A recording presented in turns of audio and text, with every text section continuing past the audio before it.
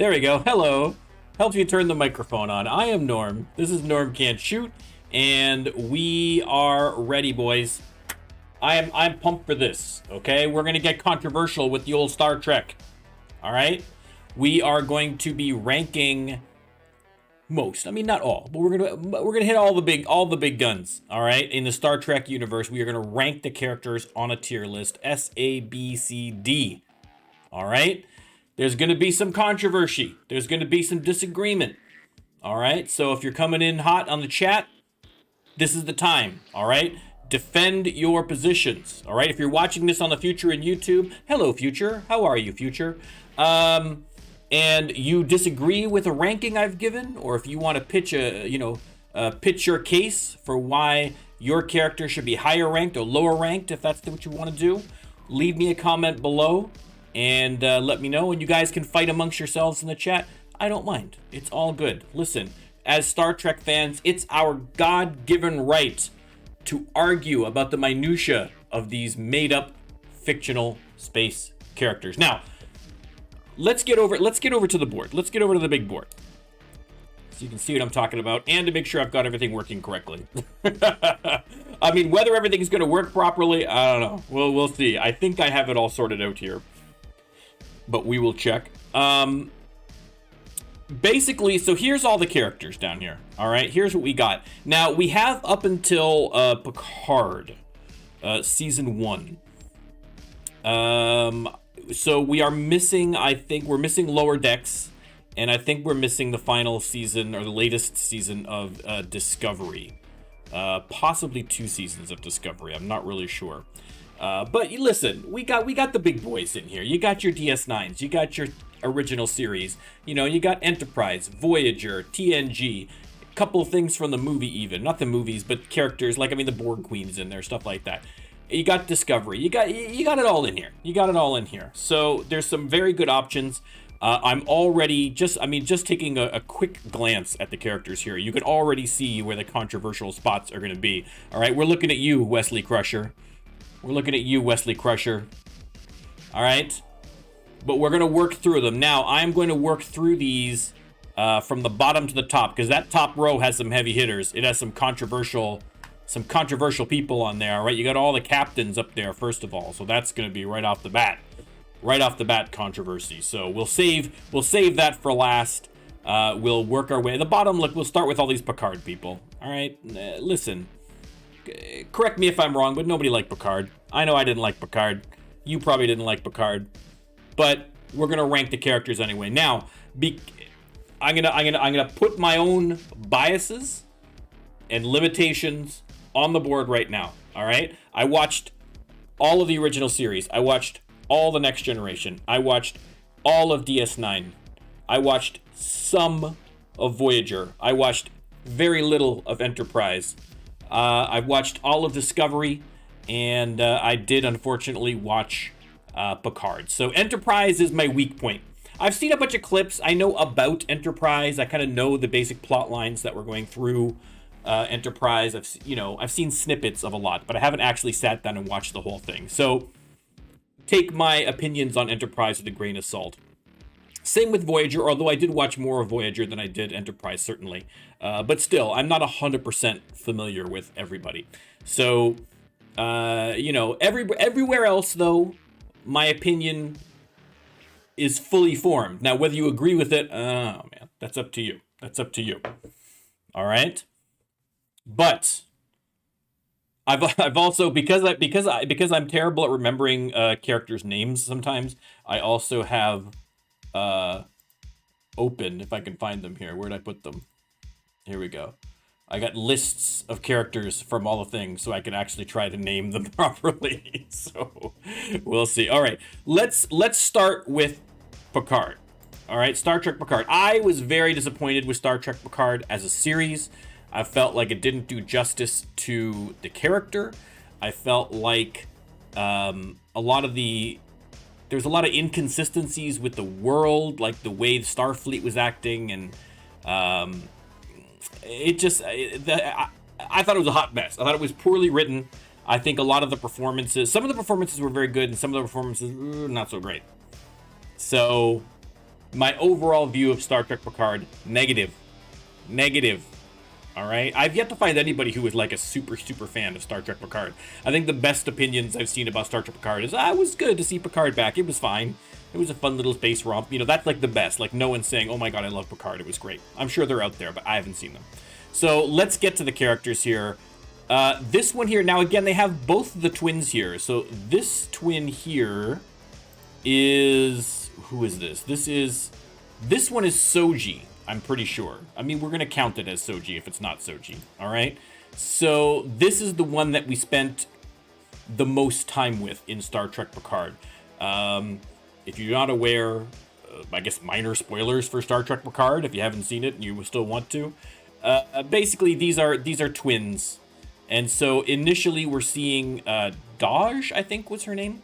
And she gets killed off pretty early. And we spend most of the time with her twin sister here. This is the one that was on the Borg cube and doing all that stuff. She was the one who stuck it out to the end.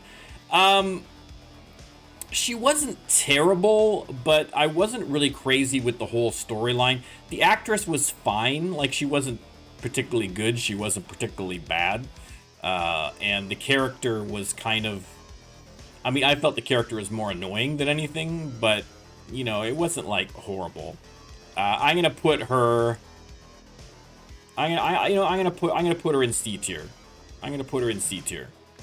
I'm tempted to put her in D tier. I really am. But I'm trying to be as generous as possible when it comes to Picard. Okay, now we get to Rios. Now, Rios was the captain of the, like, I guess the pirate vessel. Or not pirate vessel, but the kind of independent vessel. He was ex-Starfleet. He had weird holograms on his ship that were modeled after him, which looked like just an excuse to give the actor something to do in terms of variety of roles, but none of it was made sense or benefited or helped, you know, the series in any way. In fact, it made things more confusing. He smoked a cigar, which seemed like, why would anybody be doing this in the future? It just, I don't know, it didn't make a lot of sense. I wasn't terribly keen on him, but did I actively hate him? I didn't actively hate him. They tried to give him some depth with his, you know, with his backstory a little bit. I think it mostly fell flat, but you know what? I'm going to give him C. I'm reserving the right to maybe bump these two down as I go through the rest of them. So, there we go. Okay, here we go. Here we go. What is this girl's name? Raffi? What is her name? Raffi. I hated Raffi. I hated everything about Raffi. Her character made no sense. She was like hooked on some kind of like space drug or something, and she was living in like a trailer on Earth. It's like Earth in Star Trek future is people aren't poor living in trailers. It makes no sense whatsoever. And she was a complete hot mess, and it didn't really make sense why she was a complete hot mess. Like, she supported Picard, and then she kind of became almost like a conspiracy theorist, and they had a whole story with like her daughter or whatever, or was it her son? I can't remember. Her kid, anyway, where she was estranged, and it didn't really go anywhere or pay off in any significant way. And then at the very end, they just had her hook up with 7 of 9 for no reason. I mean, the whole thing was a complete mess. This was probably one of my least favorite characters in Picard. So she is an easy D. Easy D, from my opinion. Easy D. All right. This is Narissa. Narissa is a Romulan. These are the Romulan brother and sister team here. And, you know, she was kind of like a one-note villain, right? Like, she was just, oh, I'm the evil Romulan person. I'm going to be sneaky, and I'm going to be brutal, and I'm going to murder people, and blah, blah, blah, blah, blah. Which, you know, I mean, that's fine, right? It didn't make her particularly interesting, but it at least, you know, she seemed very Romulan in terms of her behavior and her actions. The actress did an okay job, you know what I mean? She served her role in the plot, which was to be the bad guy, and she did that. So, again, I mean, I'll put her in C tier. There's going to be a lot of Picard people in C tier. This guy was her brother, who was a little bit more torn in his allegiances, which didn't really make any sense. And his character was I don't know. I mean, initially he seemed very Romulan, like he was playing it very well, but then when he started to get kind of subverted a little bit, I was kind of like not buying it as much. I wasn't crazy about this guy. What was this guy's name? Naral? Something like that. Narek. I was close. I knew it started with an N. Do I put him C or D? He's definitely C or D. I feel like I was disappointed in him because he was really kind of the main villain. And I just don't... I wasn't feeling it. So I'm going to put him in D tier. All right, here we have Agnes, okay, who played a scientist with... She was kind of the first person in space. It was her first time in space, and so she was kind of a way that they could explain some space stuff to the audience, through her. I'm going to admit my biases here. Hard crush on Alison Pill for a very long time. All right, so I mean, she's Canadian. I mean, Scott Pilgrim, she was amazing. Everything else she's been in, amazing. And I did like her performance here. I think the character was a little all over the place. I mean, I want to give her B tier, but I feel like the only reason I'd be giving her B tier is because of my personal affection for the actress. And so I feel like I should probably put her in C tier. Realistically, she's a C tier. Although I'm tempted to put her up to B, but we're not going to. Hugh came back. Hugh of Borg. Nobody saw that coming.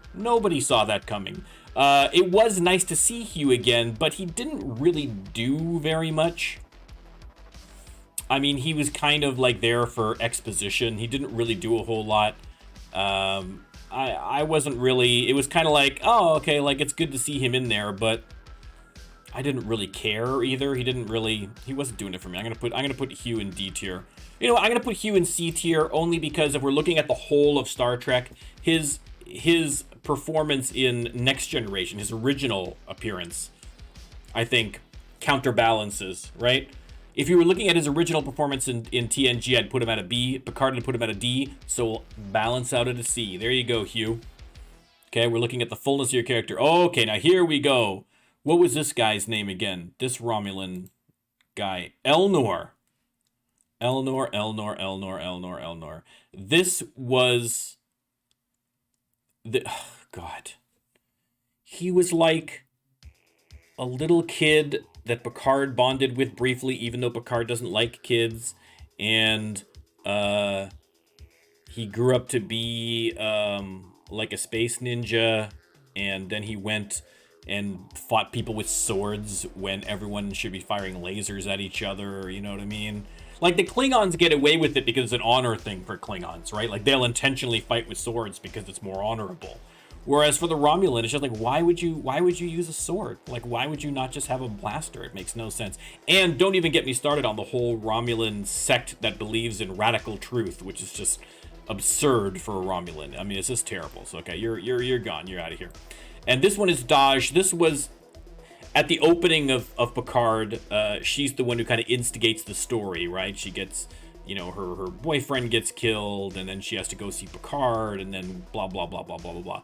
Kind of a throwaway. She's basically a plot point. She's a plot device to get you from A to B. A lot of her actions, even in the brief time that we saw her, didn't really make a lot of sense. So I'm going to put her down in D tier. I think that's pretty much everybody from Picard. Taking a look here, I think that basically does it for Picard. So you can see my thoughts on Picard, on Star Trek Picard. All right, you can see where I'm thinking here, and a lot of these C's are being extremely generous. You know what I mean? I'm already looking at them and wondering, I should probably bump some of these guys back down to D. But we'll leave it at that. All right, now we're getting more of a mix. Okay, now we're getting more of a mix, and here's the first one: Tasha Yar. Now, I can't count her appearances as Sela later on, all right? That doesn't count. We'll count actual Tasha Yar, and I'll count also alternate versions of Tasha Yar, alternate future Tasha Yars, okay? Tasha, in the first season, and part of the reason why Denise Crosby wanted to leave the series, they didn't really give her enough to chew on. You know, she had an interesting backstory, but you didn't really get a sense for the character. But she had a very good presence, and I think that they fleshed her out later on. You know, in like I say, especially I'm blanking on the episode now, but that alternate Tasha who winds up hooking up with the guy from Enterprise C and going back in time and blah blah blah. I think they really fleshed out her character a lot, and I think that helps quite a bit. And so I'm tempted to put Tasha up in B tier. That seems a little high. I'm gonna put her in B tier for now. I might bump her down to C, but I'm gonna put her in B tier. I just always liked Tasha Yar. I don't know why. I just kind of liked her. All right, 7 of 9. Now listen, when they introduced 7 of 9, I thought, okay, here we go. And it's not untrue. It's like, listen, they're gonna get a little bit of cheesecake for the male fans here. All right, they're gonna get a hot actress in skin tight clothing to kind of prance around the Voyager for a little bit to get those numbers up, which is not entirely untrue. But that being said, I think that Jeri Ryan killed it in that role, and I think that, you know, credit to the writers as well, but I think that they really did a lot with her that, you know, explored her kind of transition from a Borg into a crew member, and, you know, in Picard, I wasn't as crazy about 7 of 9's portrayal in Picard. I felt like it came away from the character. I feel like there was too much between what happened, where she was at the end of Voyager to Picard. There was too much of a change there. I mean, which would make sense given the time frame, but I feel like it didn't make sense. It didn't make as much sense. So I wasn't as crazy about her for Picard. But overall, I think she did a pretty good job. I'm gonna put her in B tier. All right, now we're hopping over to Discovery, and now we have Lorca, who is the captain for the first season of Discovery, for the most part. Listen, I don't want to get into too much spoilers on Discovery, but wackiness ensues. But I always kind of liked Lorca as a character. And I think especially once you started to see the kind of mirror version Lorca explained a little bit, I kind of liked him. I thought he did, and I mean, again, I think Jason Isaacs, I think is the name of the actor, did a good job in portraying him. I think he was written well. I think he was good because he served a purpose. Do you know what I mean? Like, there was an interesting twist with his character, and I think that, you know, when you go back and look at it with that twist in mind, it's like, okay, I can see some subtleties in his performance that kind of lead up to that, right? So I do like that. So I think I'm gonna. Am I being too generous putting him in B tier? Again, tentative B. Okay, now here's a controversial one for me personally. Ezri Dax, okay? Famously, the second incarnation of the Dax symbiote. Well, third, I guess, if you count Curzon. But I mean, you know what I'm talking about, okay? It's you know, it was Jadzia Dax, who was a very beloved character. Terry Farrell left the show, and they brought in Ezri Dax. They tried to go in a different direction, do something different with it. I always, as an original fan of DS9, I always found Ezri kind of annoying.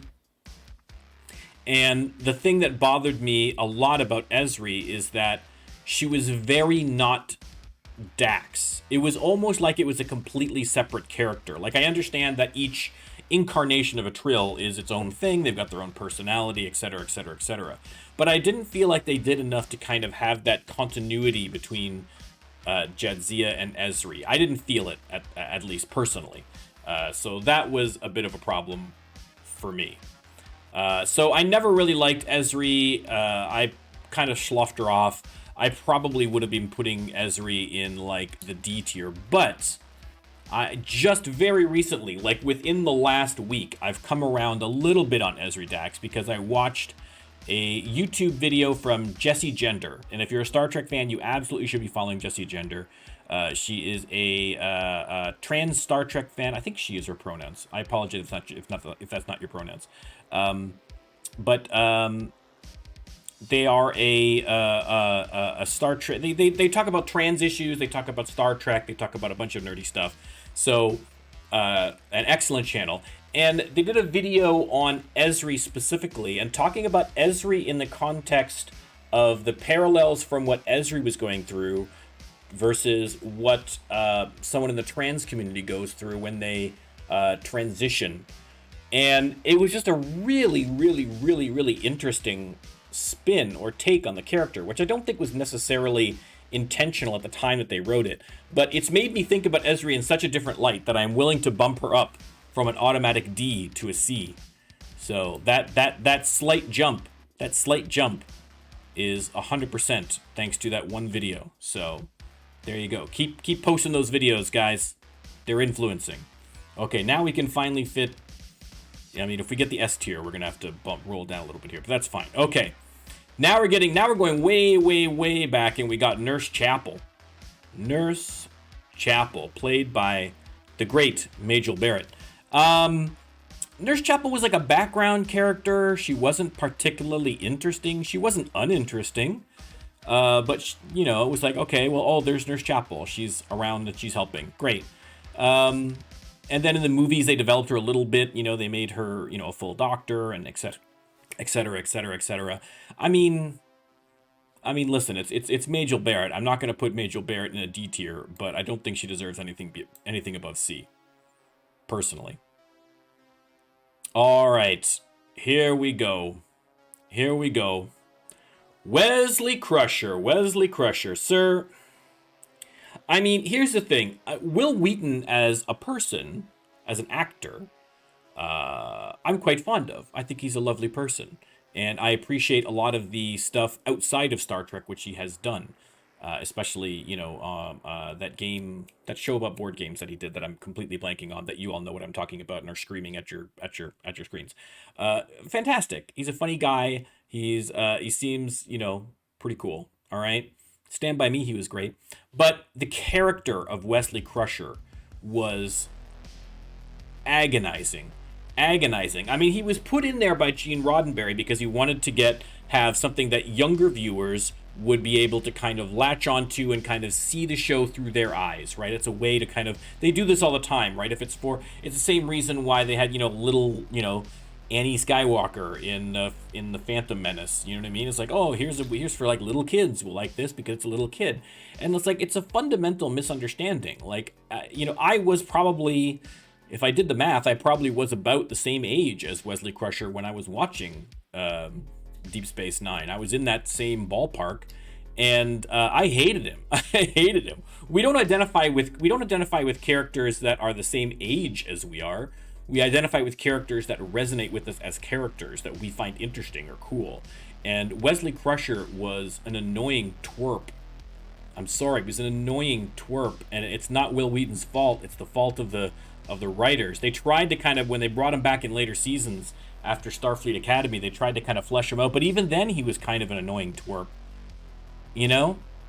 His storylines didn't go anywhere. He was very much kind of a Deus Ex Machina. I'm probably pronouncing that correctly, but he was kind of like, oh, Wesley will fix it. This like wonder kid. You know what I mean? Ugh, no. Okay, I'm sorry, but Wesley goes D tier. I hate to do it, but Wesley goes D tier. All right, now we are bouncing over to our first Enterprise. This is Shran, I think, played by the incredible Jeffrey Combs. So automatically, because it's Jeffrey Combs, just being Jeffrey Combs as the actor, there's a 0% chance he's going to be D tier. That said, I have seen, because it's Jeffrey Combs and I love Jeffrey Combs, I've seen a bunch of scenes with Shran in it, and he seems to do a good job, but I don't really get a decent sense of Shran. Like, he seems like I guess he's kind of an interesting character, but I mean, certainly when you compare him to like, you know, like Weyoun or something like that. I mean, it's unfair to compare those characters, but it's a whole different animal, and I just can't get past the wiggly antenna. I don't know who in Star Trek decided to put Andorans, give them wiggly antennas instead of just stable antennas. It looks creepy and weird. And I don't like the design of the Andorians with these giant heads and the wiggly things. I don't like it. So I'm gonna put Shran in C. I mean, I'm sure if I watched more of the series, I would, I'd be able to put him higher maybe. But whatever. It's fine. Next we have Yeoman Rand. I mean, Yeoman Rand was, I don't know what the point of Yeoman Rand was ever. I mean, she brought clipboards to Captain Kirk. That's basically her role. it was a very kind of throwback. It's kind of like, well, the captain's gonna need a young female secretary to bring him coffee, and it's like, oh. I mean, listen, I know Star Trek was written in the 60s. It was progressive for the 60s, but not that progressive. I mean, so Yeoman Rand was kind of nothing much as far as I'm concerned. She's like a whatever. She's a D tier. She could have been deleted completely from Star Trek and nobody would notice. It would make no difference, no impact whatsoever.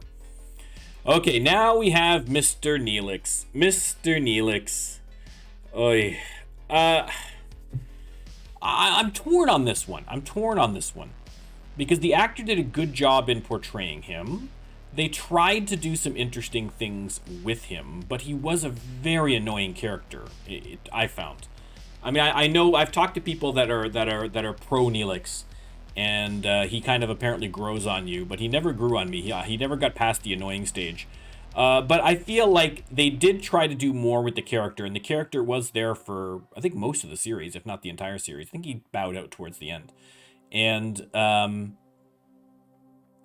he was a different kind of character, so I mean, I'll grant. And again, I think the actor did a very good job in portraying him. So this isn't a slag against Ethan. I can't remember his last name, but the actor was very good in his portrayal of him. And they tried to do something there. It just never connected with me. So, I mean, I want to put him D tier, but I feel like I'm going to put him C. Jake Sisko. Listen, I'm a DS9 fan, all right? It's my number one. It's my go-to, all right? Jake Sisko was awful. He was awful as a character.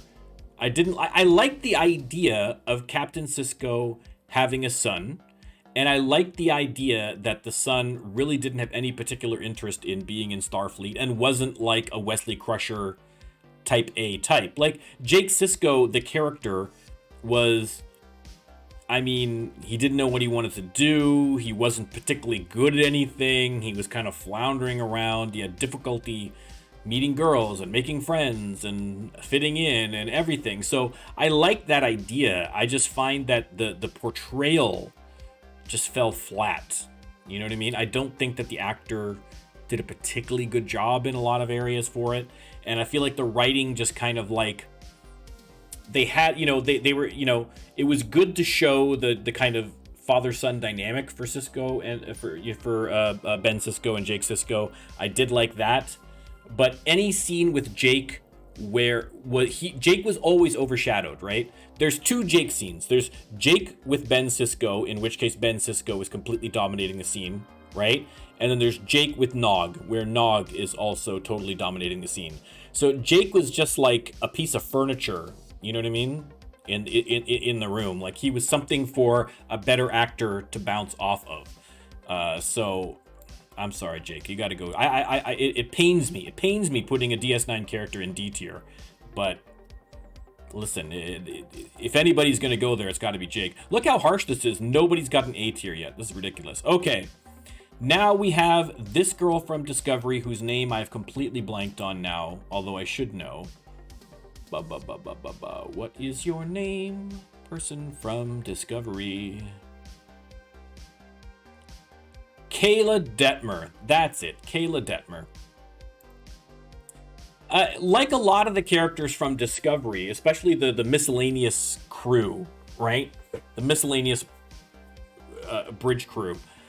They kind of like, okay, here's a character, we'll do like something interesting about them. They've got cool hair, or she's got a cool cyber eye, or whatever. And then that's it. Then they just every now and then, like every 5 episodes, they'll throw out an interesting point about them. Or they'll focus on them for like 3 minutes of an episode. And then they just go back to completely ignoring them, or they're just there, just like, you're great, Michael, or, oh no, the shields have fallen. Like, I mean, they just do nothing. Her, at least, they've tried to do a little bit more with. They tried to focus on some of the PTSD stuff, and, like I say, she's got this cyber eye, and like she kind of, you got the hint early on in the Discovery seasons that she was going to be very resentful of Burnham. Because she's basic. Burnham would she's like, look at this injury that she's had, and it's because of Burnham's fault. But like the rest of Discovery crew, everybody was totally chill with Burnham, like really quickly. And I thought that would have been more interesting if she just, there was that continual, conflict there. They just eliminated all conflict. I mean, this is part of the problem with Discovery. They're great at diffusing all possible interesting avenues for their characters. I'm gonna put her generous C for Kayla Detmer. All right, now here we go. Now we're playing with the big boys. Okay, Mr. Sulu. Now, if we were going just by the original series, if that was the only exposure we had to Sulu, I don't know that I'd be able to give Sulu more than a C. They didn't really give him very much to do. The obvious exception being Mirror Universe Sulu, who was amazing. He chewed that scenery as Mirror Universe Sulu amazingly. So that was great. But otherwise, they didn't give him too much to do. But thankfully, in the movies, they really, really flushed him out. And, he's had appearances all over the map in Star Trek lore where, he's Captain Sulu is a very interesting character, more so than Lieutenant Sulu. And so listen. Oh, do I put Sulu as an A? I still feel like they never did quite give him enough, I'm going to put him as a B. I want to give him an A, but I'm going to put him as a B. I feel like that might be being too harsh. All right, B for now. Okay, now we have Dr. Phlox. Dr. Phlox from Enterprise. Dr. Phlox, I didn't get Dr. Phlox. Like, if you're sending out the Enterprise, okay, it's like the first big ship going out, you know what I mean, for Starfleet. It's early days, very early days. You've got basically an entirely human crew, except for, the Vulcan or whatever. Why on earth would you have Dr. Phlox as your doctor? Right, he's a very good doctor, but it just seems to me like that's kind of a slap in the face to every Earth doctor. As far as I'm concerned, every human doctor just got owned by Dr. Phlox before they even started the series, right? And as a character, like, he was they tried to make him kind of interesting. I guess they needed to have something alien aboard, right? I mean, they had obviously the Vulcan, but T'Pol? Was that her name? Why am I blanking on that girl's name? Anyway, the point is, I guess they wanted to have more alien flavor to it, so they decided to have a wacky doctor. I don't know. I never really got it. It never really landed with me. He wasn't a bad actor, and what I've seen of him has been fine. But it just seemed out of place in Enterprise. But that's true of a lot of things in Enterprise. It just didn't seem to make sense. Like, that probably should have been a human doctor. Just have an interesting character, right? Just you could have an interesting doctor character. Look at Bones, right? So I'm gonna put him C. I'm gonna put him C tier. I was tempted D, but I'm gonna put him C tier. All right, so that's where we stand. Next up, we have Joanne. Joanne is such a frustrating character from Discovery, all right? She's another one of these, like, background miscellaneous crew people who they'd never give enough time to. But, like, Joanne, they keep throwing out all these really interesting tidbits about her, and then they just immediately ignore it, right? Like, she just drops casually that, like, her family belonged to, like, a Luddite collective or something like that, they gave up on all the fancy Star Trek technology. And she just mentions that, and then I'll just move on from that. And it's like, whoa, hold on. What is that? Why can't we get a story about that? How did she get from there to here? What's that all about? And then, at the end of, was the last season or I think it might have been the last season, all of a sudden, out of nowhere, she can hold her breath for like 5 hours because she was like diving for pearls or something in the ocean. It's like, what?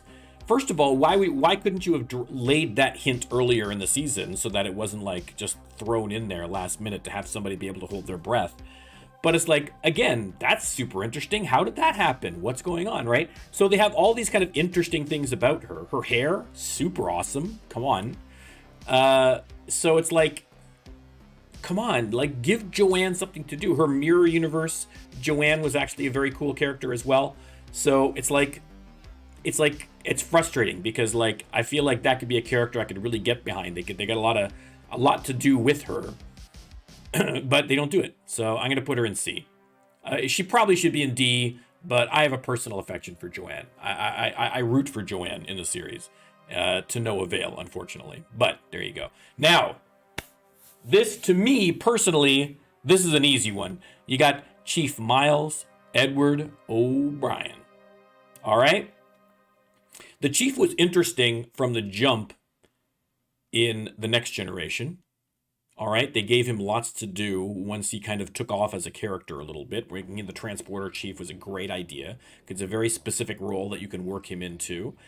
They gave him a lot of opportunities with the episode where he got taken over. Him and Ro and Deanna, I think it was, got taken over by aliens. Or no, Data and Troy and O'Brien got taken over and took over the ship. Like, they gave a lot for the character to do. And in DS9, I think he really came into his own because he, O'Brien was representing that kind of blue collar, everyday, he wasn't an officer per se. He wasn't going to be captain someday. He wasn't looking to do any of that. He was just a guy. He was an engineer. He liked fixing things. And, if your toilet got blocked up, you call O'Brien. If there's rats in the power conduits, you call O'Brien. You know what I mean? And, he just wanted to go play darts and hang out with his friends and kayak and have a beer. And he was constantly being, cucked by his wife. And he was just, trying to be a good father and not knowing what to do. And he was a very, very much an everyman kind of character, which you don't see a lot of in Star Trek. And for me, I found as I got older, and I also got married, and I also had went to work every day and had to support a family and just trying to grind out life. You know what I mean? I feel like his characters and his mishaps just kept resonating with me over and over and over and over again. So, I mean, listen, O'Brien has always been my favorite. He's always been my favorite. So, I mean, you could make an argument that he should be A tier. I'm bumping him to S tier just because I love him so much. I'm freely admitting that this may be personal bias, but I would argue he's an A tier at the very least. I think anybody should agree he's an A tier, but I'm putting him as S tier. I think he's S. He's great. Kes. Oh, Kes. Kes made no sense. Kes from Voyager. I feel like they didn't know what to do with her. I feel like she didn't really have a point to being in, which is probably why they got rid of her. But she didn't really have a point to being in Voyager. She was just kind of like, and also Kes. Like, here's the cast plus Kes. You know what I mean? And it's kind of like, I found her character not particularly interesting, and I didn't buy the relationship between her and Neelix. It just didn't make a lot of sense. It didn't make a lot of sense. I'm not a fan of Kes. And apparently the actress went totally off the rails in real life as well. I don't remember the whole story about that, but I remember there was the law was involved. There was craziness going on. So we're putting Kes down in the D tier. I think even Voyager fans might agree with me on that one. I don't know. You let me know. If you're a Voyager fan, let me know. All right, but that's a D tier. Dr. Beverly Crusher. Now, I like Dr. Crusher. I like Gates McFadden. But I never really got behind the character all that much. Because she was, a mom to Wesley, and she kind of had a will they, won't they a bit with Captain Picard that they never really explored enough as far as I'm concerned. But outside of that, they didn't really give her a ton to do. Like, she was there as the doctor, right? Like, whenever they had a medical thing going on, there's Dr. Crusher. But in terms of developing her character, like, how would you describe Dr. Crusher as a character? I mean, I don't even know what I'd say about it. All right? She can tap dance. She's a pretty good mom. I mean, there's not much to say as far as I'm concerned. I think out of the Next Generation main cast, I think she was kind of given not very much to do. So this might be controversial, but I'm gonna put her on C tier. I'm gonna put Dr. Crusher on C tier. I feel like that's gonna be controversial, but that's how I feel, man. That's how I feel. All right, there's Chief up there in S tier in case you can't see it. Okay. Next up, we have Counselor Deanna Troi. Troi Troy, again, I mean, they gave her more to do. They did more in terms of trying to figure her character out a little bit. In the beginning, she was just basically there to wear the skin-tight uniform and, oh, I sense that someone's a lie. I sense that the person's lying, or, oh, I feel like they're more afraid, or whatever. And then I think at some point the writers realized that if we have someone who can tell whether someone can lie, from standing on one starship to another starship, that kind of boxes us in as writers, right? Because she's kind of like, well, wouldn't Troy solve half of these problems that they're dealing with, right? Anytime you have any character that's trying to pull one over on Captain Picard, if Troy's there, he's totally lying, right? So I found that they kept having reasons why Troy couldn't do that, right? She was incapacitated, or she was at a conference or whatever. So I think that was a problem. Later on, I feel like they started to develop her character a little bit more. I think especially when it came to with episodes with Loxana Troy, with her mother. I feel like they kind of were working on that relationship. You kind of get a little more glimpse of who she was as a person. And then in the movies, I think they kind of let her open up a little bit to be a little funnier. Because Marina Sirtis, as an actress, is very funny. And I think they didn't really let her do that with Troy. But they opened that up a little bit in the movies. So Troy kind of grew on me a little bit. I don't know. I'm torn between B and C on Troy. I was never a huge fan of Troy, but I get that they were trying to do something with Troy. And I think Marina Sirtis did a good job in portraying her. I'm going to put her in B. I'm tempted to put her on C. I wish they had like half. We need more tiers. You know what I mean? We need like A through M or something. But no, this is probably okay. I'm going to put her in B tier. I'm tempted to put her in C. She's a tentative B. Okay, we have Ensign Tilly from Discovery. That's the power of math, people. Tilly is another like kind of young, naive character who's super smart. Kind of, she's the Discovery version of Wesley Crusher. She's not as annoying as Wesley Crusher, but I think the problem with Ensign Tilly is that the way that she behaves, where she's so non-assertive and she kind of rambles and she's unsure of herself and all the rest of that stuff. Like, I would think that, I get she's an ensign, but I don't know. I feel like a lot of that would have been kind of weeded out at the academy, you know what I mean? Like, by the time you come in as an ensign, I think you'd probably have a lot of that stuff worked out. Like, I guess maybe the idea is that because she's so smart and so good at her job, that, they've been overlooking some of these other kind of more obvious flaws. And they set her up as she wants to be part of the command program, and when she's completely obviously unsuited for command, but everyone's like, you'd be the greatest captain ever. It's like, would she? Would she though? I don't think she would. So Tilly kind of annoys me a little bit. She's got that kind of Wesley Crusher elements where she's just super fast and super smart rather, and she's able to kind of figure out all this kind of stuff that she shouldn't probably be able to figure out. I'm gonna put Tilly in C. That's again gonna be controversial because I know people love Tilly. But again, I think people love Tilly because she's a very realistic character in the sense that I think that there's a lot of, particularly Star Trek fans, you know what I mean, are not always the most, we're not always the most, sometimes, it's not controversial to say that Star Trek fans, on average, may be a little more socially awkward than fans of perhaps other genres and other properties, right? So I feel like people kind of resonate the character with Mary because they see a lot of themselves in that. I mean, I know I do to a certain extent as well. But at the same time, we want a character that we can relate to, but I don't want to see a character. I don't necessarily want to see that character actually in the series, right? You want a character that you can relate to, but you don't want to see yourself there, because in real life, Starfleet was real life. I wouldn't be joining Starfleet. I'd never get accepted as Starfleet. Are you kidding me? With my work ethic, forget it. I can barely run this Twitch channel. All right, so we're gonna put her in C. Quark. I mean, do we even need to have the discussion? I mean, Quark could sometimes be annoying, granted, but at the same time, I feel like the character arcs, like the relationships between him and Odo and him and Kira and him and his brother and, you know, all these different relationships that were going on with Quark, I think were really well developed over the series. I think that he turned from kind of a one-note, kind of like get-rich-quick, you know, roguish kind of middleman kind of character.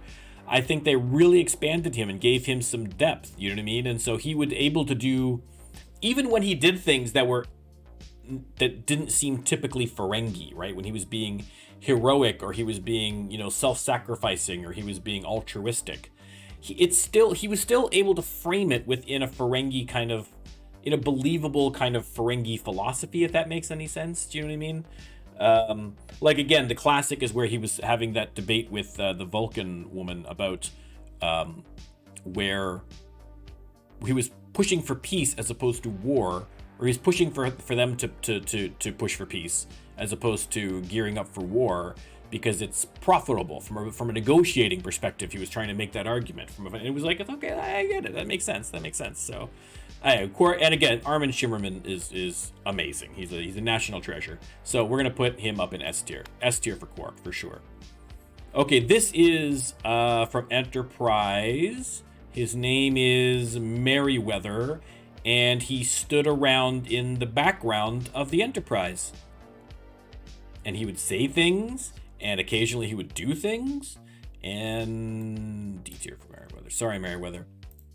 All right, Harry Kim from Voyager. They tried to make Harry Kim a thing, and I don't think they succeeded. I never got into Harry Kim the way I think that other people did, or that the way the show wanted me to.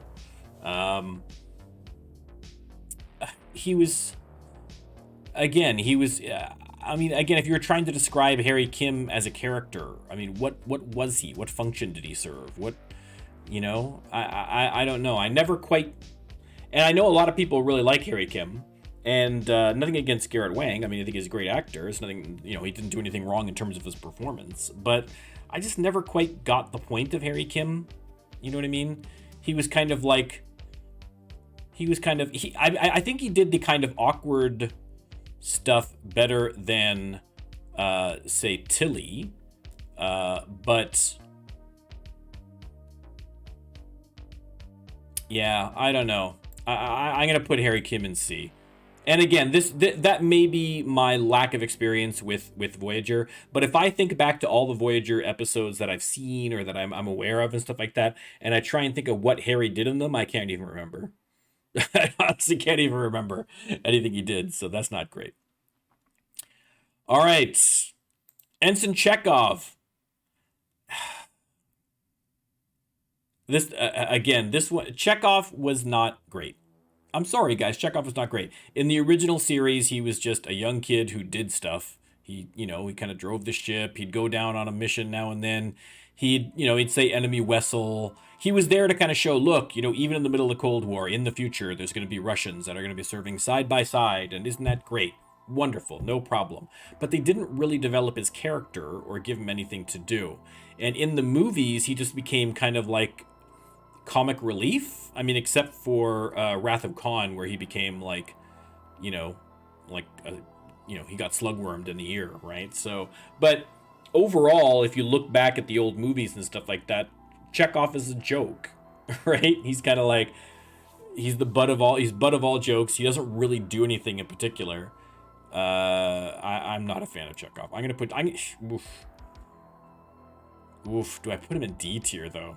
It's so hard to put a guy who's been there from the jump in there, but I'm putting him in D tier. I'm sorry. All right, Worf. Now again, Worf is another character that crosses over between TNG and the Next Generation. I feel like on the TNG, originally they didn't know what to do with them. I think once they made him security chief, that just seemed like an obvious thing to do in the first place, right? They should have had him start as the security chief and have Tashiar be tactical or something, right? But him as security chief made sense. And I think that they did a good job of, I think certainly on the Next Generation. And here's my difference between Next Generation and DS9. It's almost like a separate review, right? Worf on the Next Generation, I felt like they did a good job kind of highlighting his crises about being a Klingon, right? Because he's born a Klingon, he's obviously a Klingon, he has Klingon instincts, but he was raised on Earth, and so he's kind of that kind of rebellious, he's trying to kind of almost shun his adoptive family and embrace a culture that he doesn't really understand except by a superficial level. So he's almost more slavishly religious to those kind of Klingon tropes than the actual Klingons themselves, who are sometimes more nuanced about it, right? And he doesn't quite get everything right, and he kind of feels like he's torn between the two, and they do a lot of episodes that highlight that. And I feel like in later seasons of TNG, I feel like they kind of went too far, and Worf was too involved in Klingon stuff, in the sense that, like, once you start getting to him, like, killing the Chancellor and becoming the Chancellor and then handing it off, and I mean, that was like DS9 technically, but what I'm saying is that I feel like he got too involved in the Klingon stuff. He always should have been an outsider looking in to the Klingon stuff, right? And towards the end, I kind of felt like he was very much like he was up at the upper echelons, you know what I mean, of the Klingon Empire. He was dealing with, Gowron, and he was dealing with, all these high-level politics and things like that. And I feel like that kind of lessened that dichotomy between his human and his Klingon sides. And then by the time he gets to DS9, there's really not a whole lot of conflict between, he's kind of figured himself out as a Klingon. He's obviously different than other Klingons, but I mean, he's not as uncomfortable about that, I find, in DS9 than he was in TNG, to the detriment of the character. I feel like they kind of closed out his arc on TNG, and then they put him into DS9, and it's okay, what do we do with him, right? And it always bothered me that the whole Alexander thing just kind of gets swept on the rug. They'd bring it up, they'd have him in there, but for the most part, Alexander was kind of like a non-thought or a non-consideration for Worf, which I think was, especially on DS9, it was very, you contrast that with Sisko and Jake, where Ben is hyper focused on his relationship with his son. You know what I mean? Like he's very into that relationship. Whereas Worf is kind of like, he's living with his grandparents. He doesn't really want to hang out with me. It's like, okay, like I get that, but that should be something that's bothering you more, and they should address it more, which they don't think they did. So Worf, I'm going to put Worf. I mean, I think most people would put Worf in A tier or S tier. I mean, I'm tempted to put him B tier, but I'm going to put him A tier. I think he's still A tier. He could have been S tier. But I think a rough start on TNG and then kind of a weak finish. They didn't give him too much to do in the movies, I felt like, either. So I'm going to put him A tier. I feel like I'm tempted for B, but I'm going to put him A tier. Okay, this guy. What was this guy's name? This guy was Ash Tyler. Terrible name. What a terrible name. Ash Tyler. Okay. Anyhow, that being said, I love the actor because he played Clem Fandango. If you don't know who Clem Fandango is, do Google Clem Fandango right now, and it's hilarious. So I do appreciate the actor. That said, I don't know. I didn't really get behind him in the series. I thought it was kind of silly, his big reveal. I won't get into too much. I'm trying not to spoil too much for people who haven't actually seen it, but Star Trek people who have watched it, you know what I'm talking about. The big reveal about his character, I thought was so dumb. And it still doesn't make sense, even though I'm thinking about it right now, like the practica of how that works. It just doesn't make any sense at all. So I to be honest, I kind of hated this character. I didn't buy him as a love interest for any of the people he was love interested for. I'm gonna put him in C tier. I'm tempted to put him in D, but I'm gonna put him in C tier. I don't know if that's just because I love Clem Fandango so much, but I'm gonna put him in C tier. All right, now we have Mr. Scott. Now, I'm going to try not to let the fact that he's a Canadian, that James Doohan is a Canadian, I'm going to try not to let that bias my opinion. But Scotty was great. Scotty was, I mean, he was a little, I don't know how Scottish people feel about the representation of their culture via Scotty, because it mostly seemed to focus on whiskey. Which, I mean, I don't know. There are probably some Scottish people that embrace that. But, um, yeah, I mean, Scotty was, I thought, a great character. I feel like, I mean, he didn't, you could say he didn't develop much. He was a little bit of a one-note kind of guy. He was kind of like that frustrated engineer, you know what I mean, who would always kind of pull out in the clutch, and he was kind of happy-go-lucky, and he was kind of like the little drinky drink gluggy glug. But I feel like they tried to, especially kind of when his later appearances, like in the movies and in TNG and stuff like that, I felt like his kind of connection with his crew, with the people under him, I felt was something that they kind of played up in the later appearances. That certainly in the movies, that random ensign who got blowed up, and Scotty was super upset about it. Genuinely, emotional about it. And then in TNG, when he was like trapped in a transport beam for like 500 years, like he was really upset about the ensign that was in there with him. You know what I mean, and that kind of stuff. And he was a humorous character.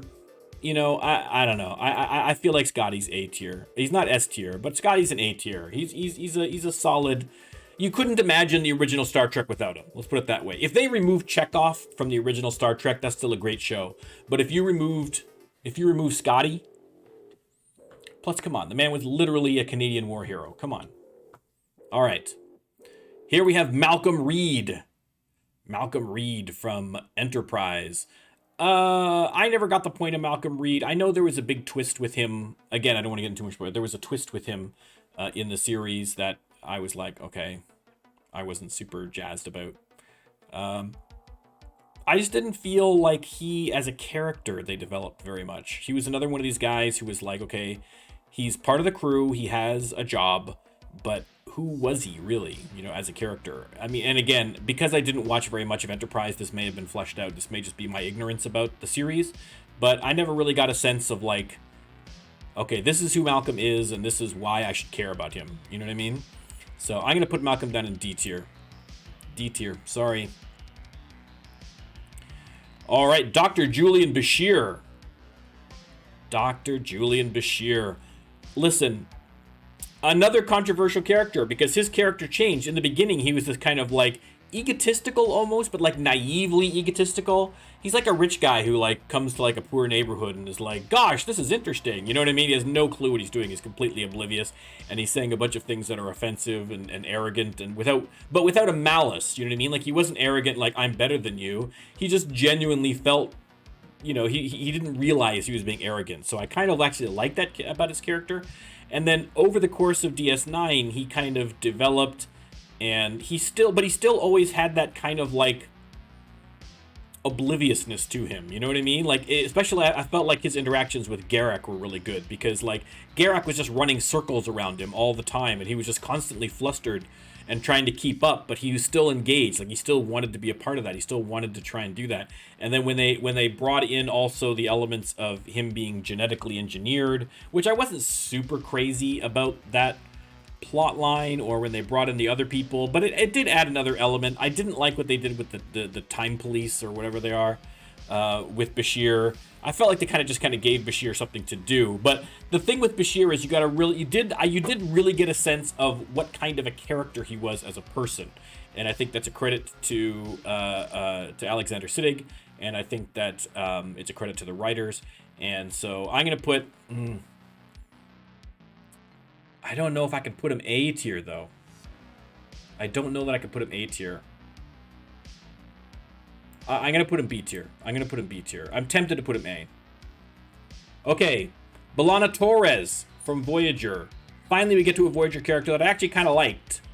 Again, in the same way with Worf, my only complaint is that making her half Klingon, half human, she kind of was treading over the same kind of ground that Worf did, but at least they flipped it from the opposite side. Like, I feel like she was like Worf, just like he had this conflict between his human and his Klingon sides, and he just opted to go full Klingon. You know what I mean? He was actively resisting his human side for the most part of his run, and that was what caused the conflict. Whereas B'Elanna, I didn't feel like she did that. I feel like she was trying to embrace both, and that was the conflict, if that makes any sense, And I think they did interesting things with her as a character. I wasn't super jazzed about her relationship what's his face, Tom Paris, but I don't know. She's not bad. B'Elanna's pretty good. I don't know if I want to give her a B tier though. Do we want to give B'Elanna B tier?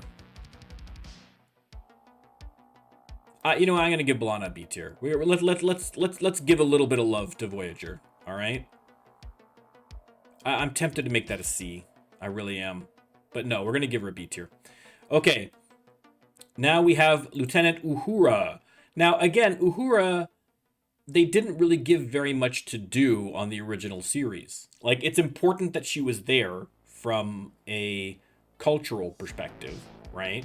So, like, I'm glad that she's a part of the crew. But in terms of on a practical level, she took calls when they came in. She did hailing frequencies. She'd be on, usually when they had her as an away team member, she was very often kind of put in the damsel in distress role, which I think is more of a reflection of the times that those shows were made. In the movies, she really did kind of come around a little bit, you know what I mean? And they gave her kind of more to do, and she was funny. And I think they kind of, they brought a lot more of Nichelle Nichols, who's an amazing person. They kind of brought a little more into Uhura and kind of let her kind of branch out a little bit. So I feel like in the movies, she kind of came into her own a little bit better. But is she B tier though? Is Uhura a B tier?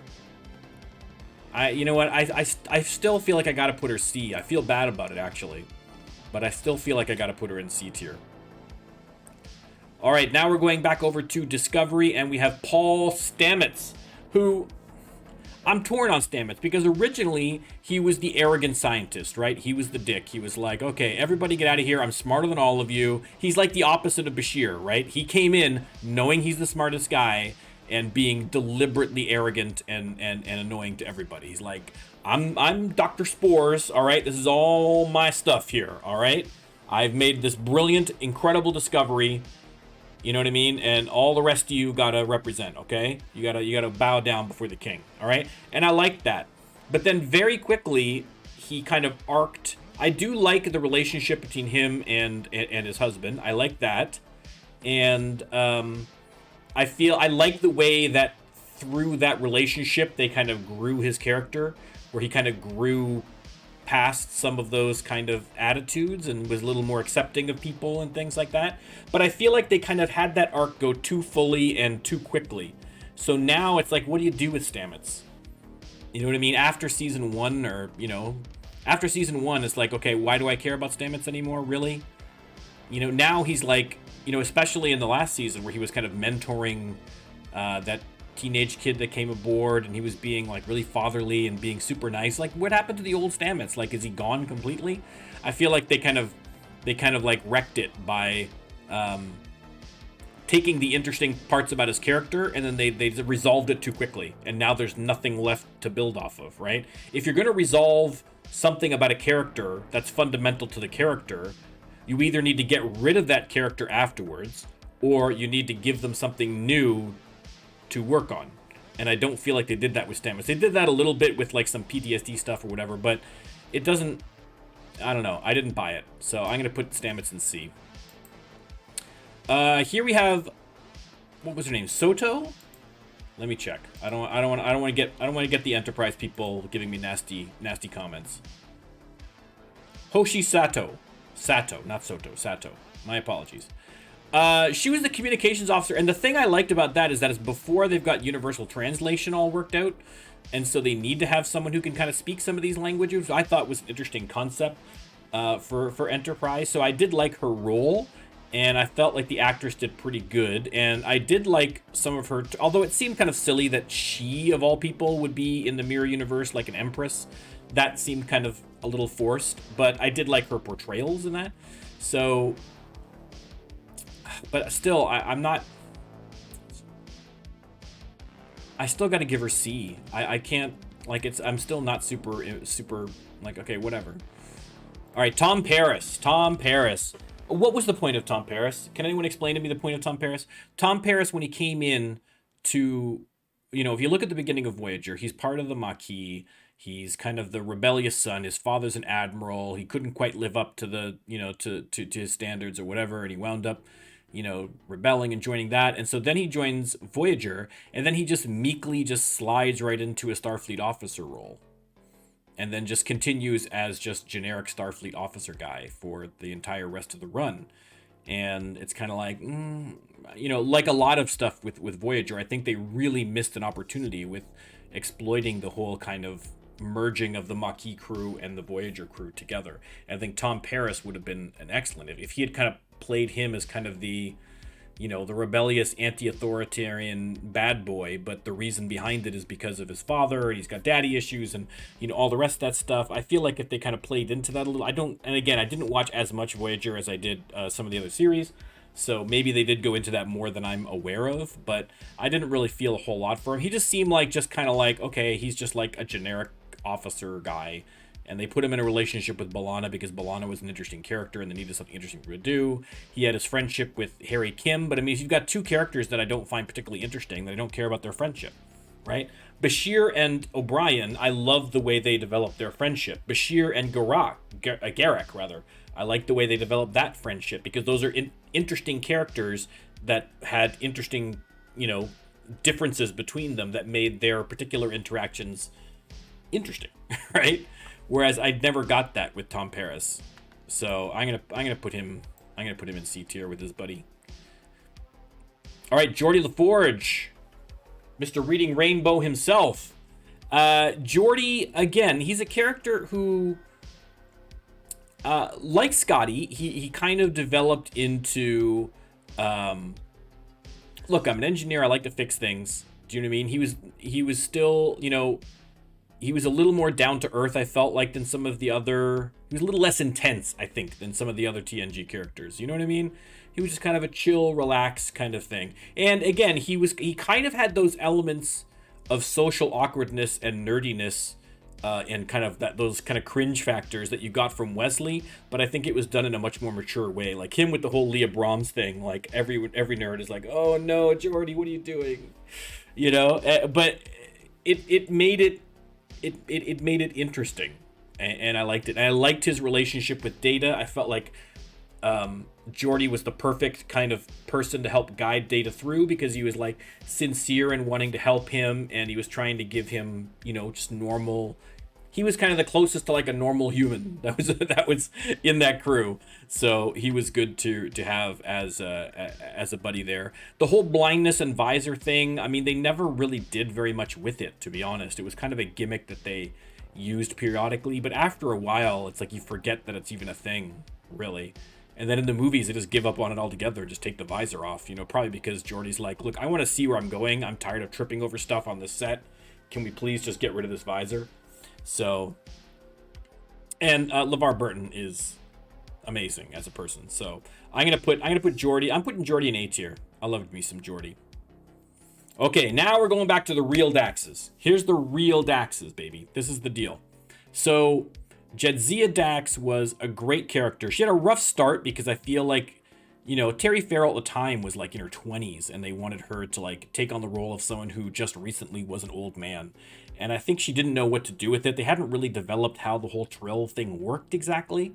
And so I think that she was floundering a little bit in the beginning, but I think she really came into her own. She was a very confident character. She had a very, very unique personality. She was very outgoing. You did get a sense that even though she was her own person, that she was influenced by her previous selves in different ways. And I think more so than they did with Ezri. And I think that her relationship with Worf was kind of an interesting take on the character as well. Her relationship with Kira, I think, was I mean, they could have developed that a little more, if I'm being honest, but it was still pretty good. And yeah, listen, we all love Jadzia. We're going to put Jadzia, she's an easy A tier. Tuvok. Listen, here's what I like about Tuvok, beyond Tim Russ being great. But Tuvok was, if you look at the Vulcan characters prior to Tuvok, it was basically just Spock. I mean, they had, appearances like Savick. They had other Vulcans, right? But in terms of like a main cast Vulcan character, right? You had Spock, but Spock's whole thing was that he was conflicted a lot between his human sides and his Vulcan side. Whereas Tuvok got to portray the first, like, full Vulcan. Like, he's 100% Vulcan. He's all in on the Vulcan stuff. You know what I mean? So I did like that aspect, and I think he did a good job portraying it.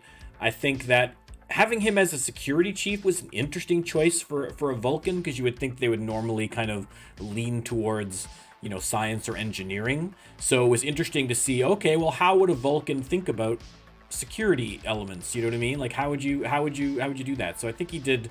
They did a lot with that character, and they had a lot of interesting parts of the character, like the fact that, you know, he had Pon farr, but he can't do anything about it because he's off in the future and blah blah blah. And they had, I didn't like where they merged it with Neelix for an episode or two. That wasn't great.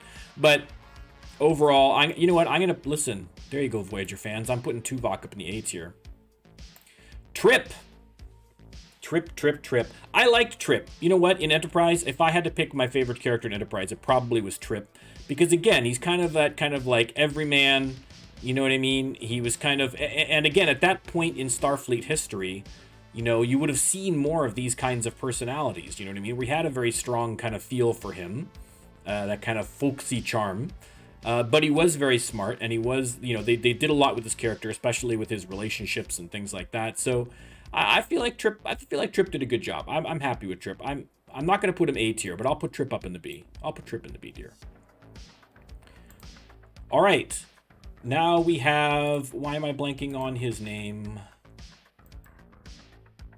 This is Saru. Thank you. I was going to say Sarek, but I know that's not right. So Saru. Listen, Doug Jones is another national treasure, okay? Doug Jones is amazing. The physicality that he brings to the role, obviously, every role. You know, you can't be a freakishly tall, skinny guy with mime skills and not be physically very interesting. Like, if you watch the way he's invented an entire new walk for Saru, mannerisms, all that stuff, A+, as always from Doug Jones. But I think what people tend to maybe forget or overlook because of all that stuff is what he's done with the actual character, the emotion, the act. Like, his acting is really, really good. And what he, you know, I feel like the character they've, you know, where he started off as very timid. You know, I didn't like that he stopped being timid because they cut off, you know, little wigglies that came out of his head. But still, having those elements of his culture still remain, right, where they developed like their kind of status as a prey species, and how that then translates to him as a Starfleet officer dealing with all these other characters, and also how he has to overcome that in terms of him being a captain, right? Him certainly in a leadership role, how that impacts him as a leadership role, and where he's kind of unsure as a leader because of those kinds of things, right? He's not one of these captains like Kirk that just kind of swaggers onto the bridge and handles everything perfectly, right? He's kind of a little unsure of himself, and he's torn between different things, and sometimes he makes the wrong call and he feels bad about it. And I think he's done a lot in that way to develop the character. So I'm happy with Saru. I'm actually putting Saru up there in the A tier. You know what? I'm putting Saru in the A tier. All right, now we're getting good. Here we have Odo.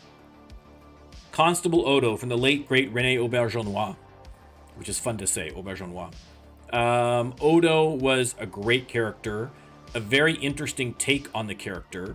He was, you know, gruff and abrasive and, you know, aggressive sometimes, and very cold and unfeeling.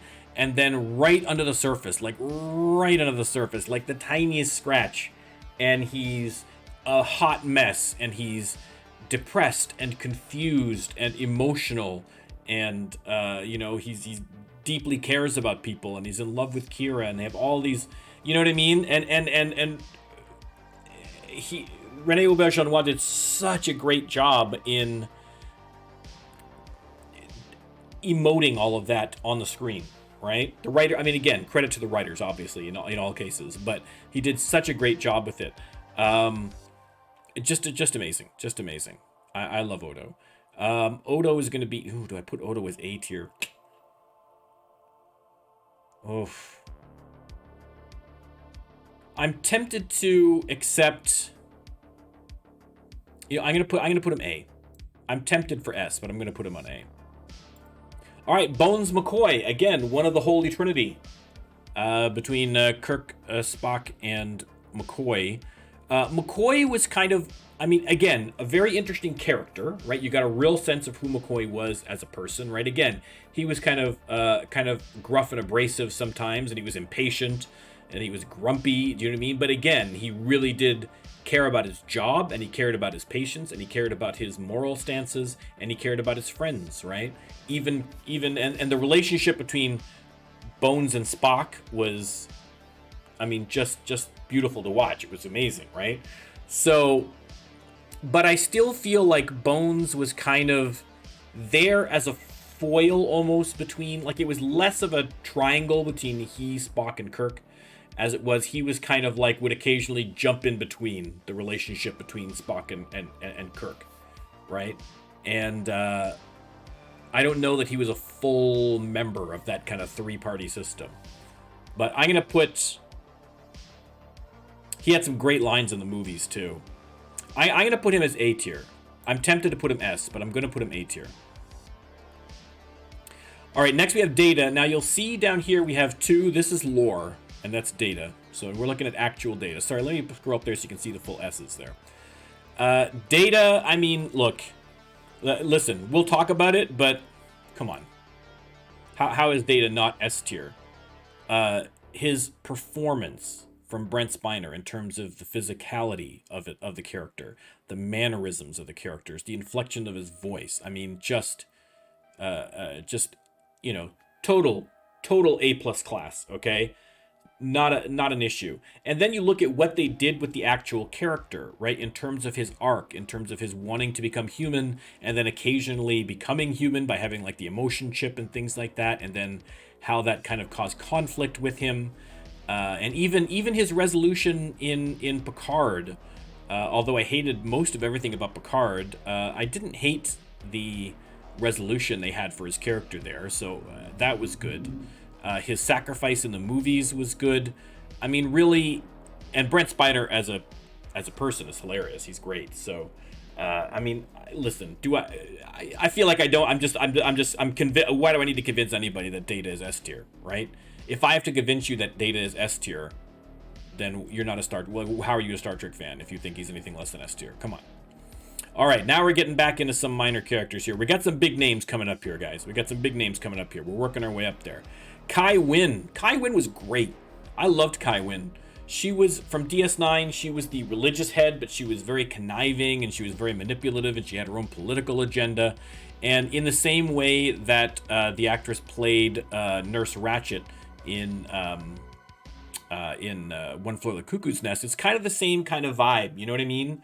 Where on the surface she's very calm and she's very nice and she's very helpful, but she's got that kind of sadistic level in, you know, underneath it. You know what I mean?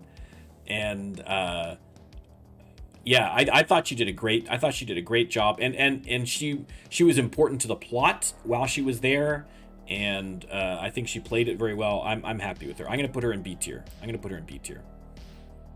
All right, Vic the Hologram, the lounge singer. Oh, Jesus Christ.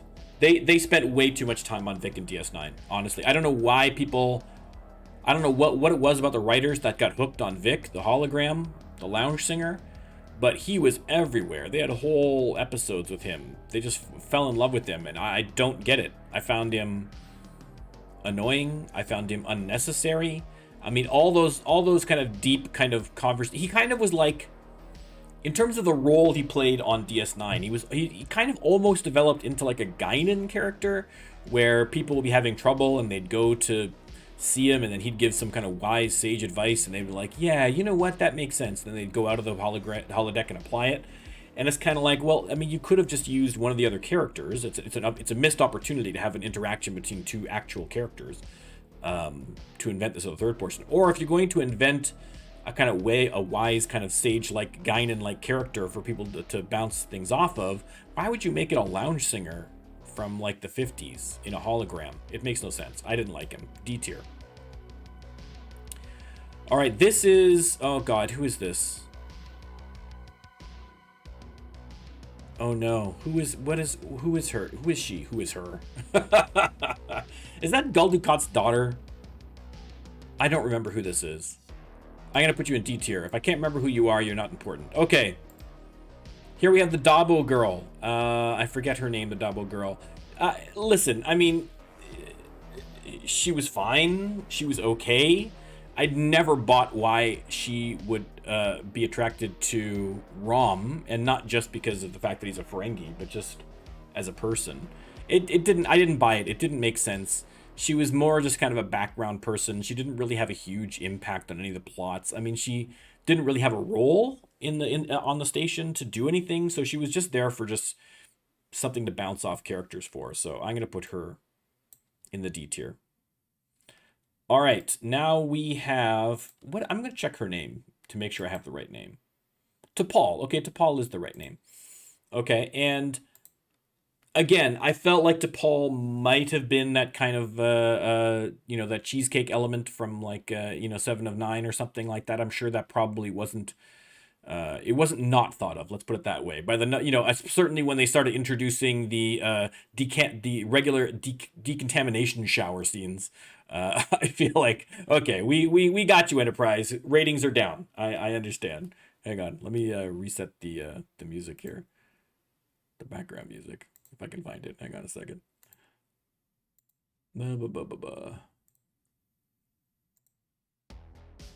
we go. Okay. But that said, it was interesting because, she was portraying a Vulcan in kind of the early days of the interactions between Vulcans and humans, where the relationship between the two races and the understanding of each other wasn't great. So I feel like certainly the earlier seasons, I feel like she did a good job there, and she was an interesting character there. But I feel like towards the end of Enterprise, at least, again, it's the one I've watched the least, so I could be totally wrong on this, but from my poor knowledge of Enterprise, I feel like towards the end, certainly when they started getting her into a relationship with Trip, it's like, why would this happen? She's acting kind of emotionally as opposed to not, but she's not. She hasn't got that kind of Spock excuse of being half human. So I bought her kind of less and less as the series went on, and certainly that relationship between her and Trip made no sense at all. I didn't get it at all. So I'm gonna put T'Pol. I'm gonna put T'Pol C tier. I'm gonna put her C tier. I know that's gonna be controversy. Okay, well, listen, we have Spock is next. I mean, we're just gonna bump him right up to the S tier. All right, let's get up there so you can actually see him up there. Spock in the S tier is an easy. I mean, Spock has been there, original series, Enterprise. He's been there through the movies. He's been there in even the new the Calvin universe timeline. You know what I mean? Like, Leonard Nimoy was a consistent throughout the whole thing, and the way in which he played Spock was great. He played him as someone who was trying very hard to be Vulcan and succeeding most of the time. And then when he was failing and becoming a human, he would see that as a fault in himself. And then slowly over the course of his entire arc, he eventually learned to start seeing his human side as not necessarily a negative, and he started to appreciate it more.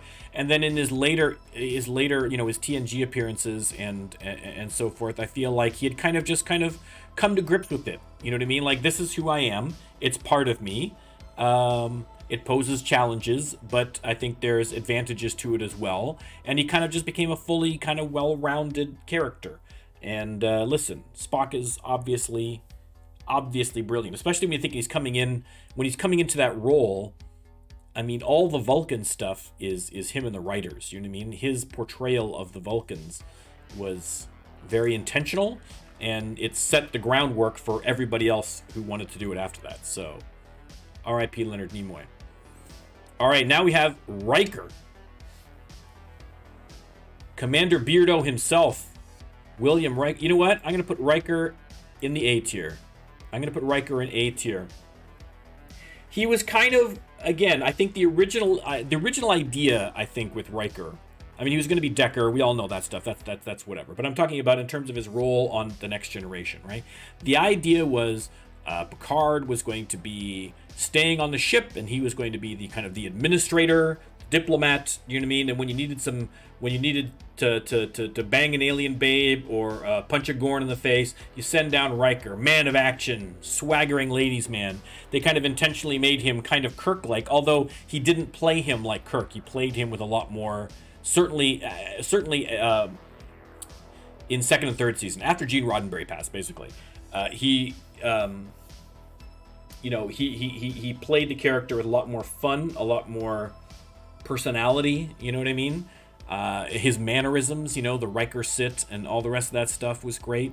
And, he kept that consistent, you know what I mean? Like, even in his appearances in Picard and stuff like that, you still really do get a sense that it's, even though he's older and he's wiser and he's gone through some stuff, he's still that same character, you know what I mean? So, good on you, Riker. All right, Major Kira Nerys. Now, here's the thing. I was a DS9 fan, and while I was watching DS9, I was not a fan of Kira Nerys. I was a big O'Brien stan, as you know, but Kira Nerys, I was like, she's kind of annoying, and she's kind of, whatever. So I didn't really appreciate her, but I was young, I was dumb, I was stupid. When I rewatch them now as a grown adult, you can kind of see, I mean, first of all, she's putting on a great performance, the Now Visitor. And secondly, the idea of her, being from a terrorist, and they never talk about her as a terrorist in a negative way, right? They understand, like, she was a freedom fighter more than a terrorist, right? And, going from being an oppressed minority on her own, not a minority, but, being oppressed on her own planet, and then finally winning her freedom, and now having to kind of marry those feelings and that, the complications of that politically and socially, with also kind of having to deal with the Federation now, because she recognizes the Federation as something that's kind of necessary, but not necessary. She doesn't want to kind of replace one overseer with another overseer. So there's a lot of political conflicts there. Her religious life, she was kind of an openly spiritual religious person, which is something you don't see a lot of in Star Trek, which was interesting, and how that conflicted, especially once you factor in Ben Sisko as the emissary. So there was a lot of juicy stuff there.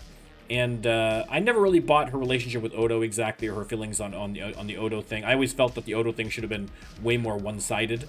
But I still love Kira. I think Kira did good. We're gonna put Kira in the A tier.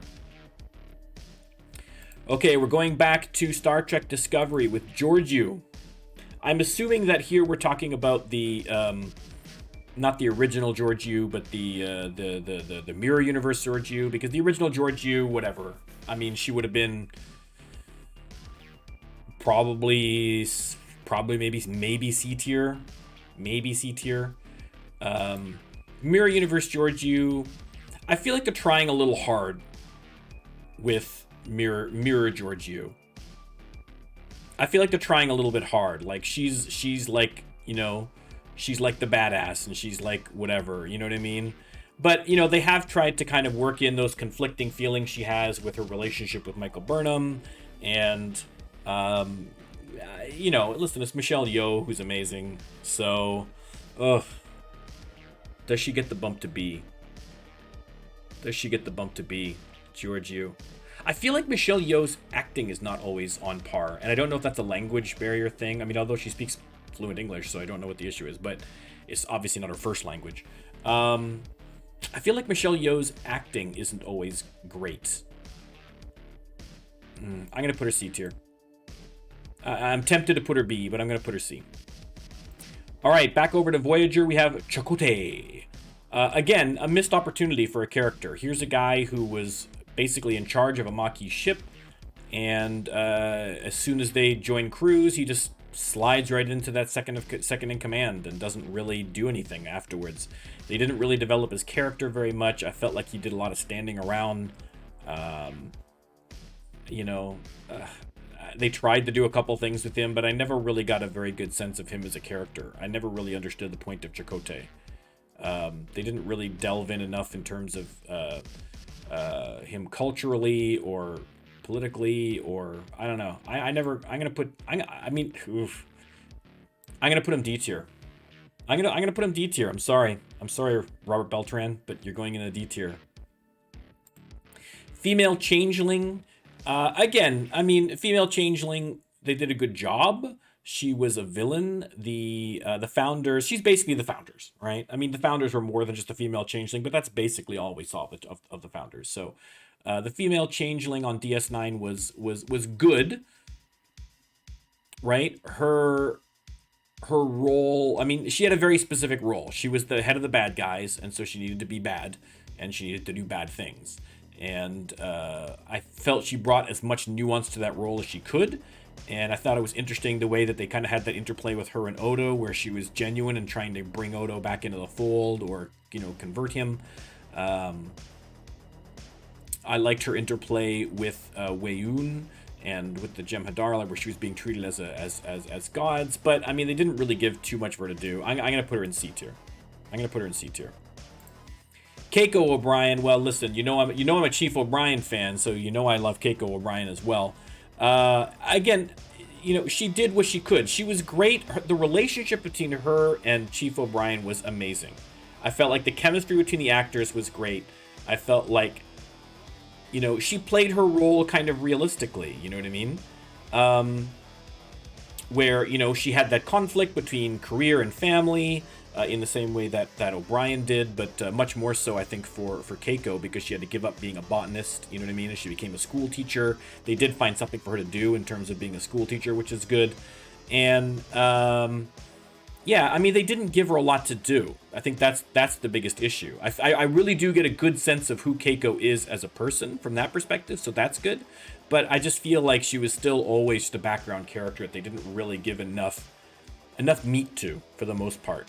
Do I put Keiko as a C tier? That almost feels like a slap in the face. I don't know if I can put her as a B tier. I really want to put her as a B tier, but I think if I'm being honest, I gotta put her on the C. I'm being a little harsh here, I feel like. Am I? I don't know. Okay, this girl here, who was the love interest for Ben Sisko, she was a captain. I didn't buy it. It didn't make any sense.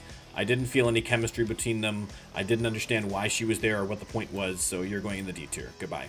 Okay. Morn. Listen, now, if you want a DS9 character, Morn is the great. Morn is basically just a guy that hung out at the bar all the time. It didn't say anything, but they kept revealing all sorts of interesting information about him that they intentionally did not pay off, and it was amazing.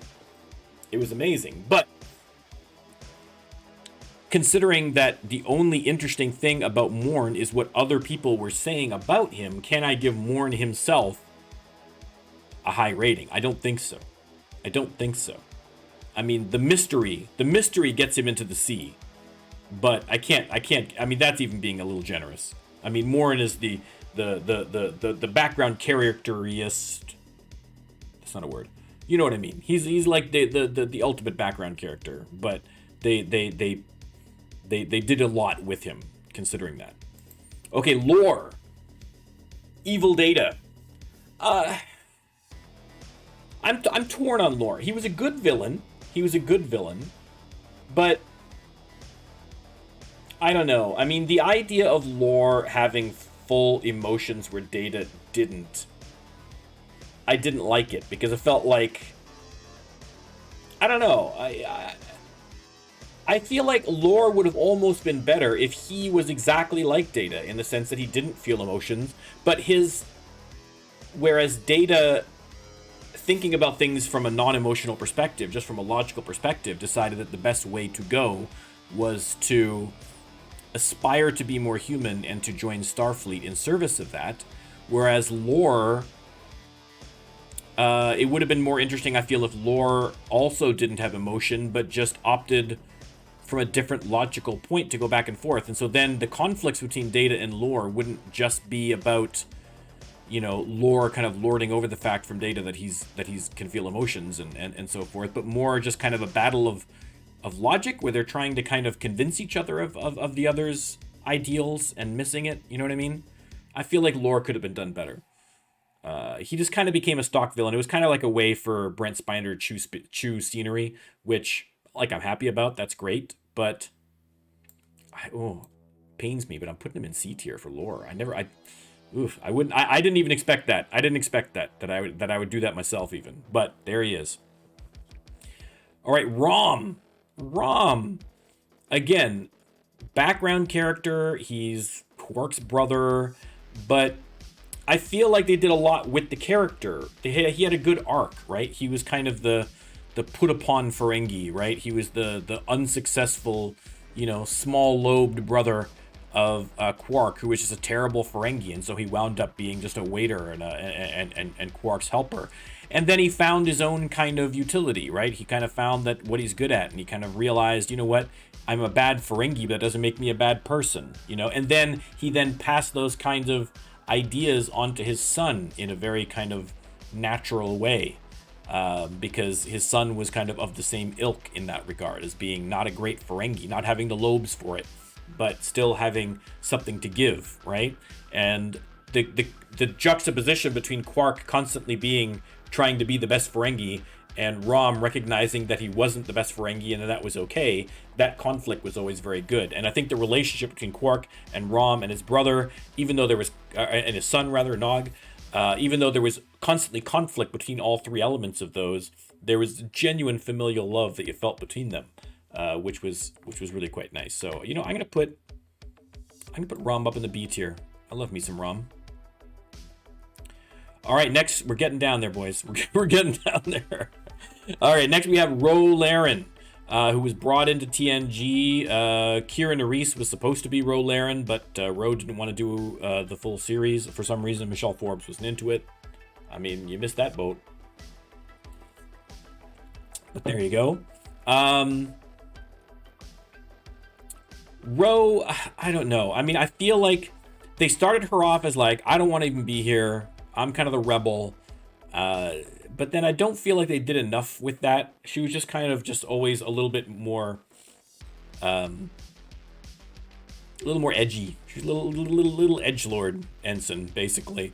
But otherwise, they didn't do too much with it. They did do a couple of interesting episodes with her, like the one with her and Geordi, where they were kind of ghosts and stuff like that. And, they tried to explore some of the Bajoran stuff with her. That kind of set the groundwork for a lot of stuff that happened on DS9. So I do appreciate that. That is good.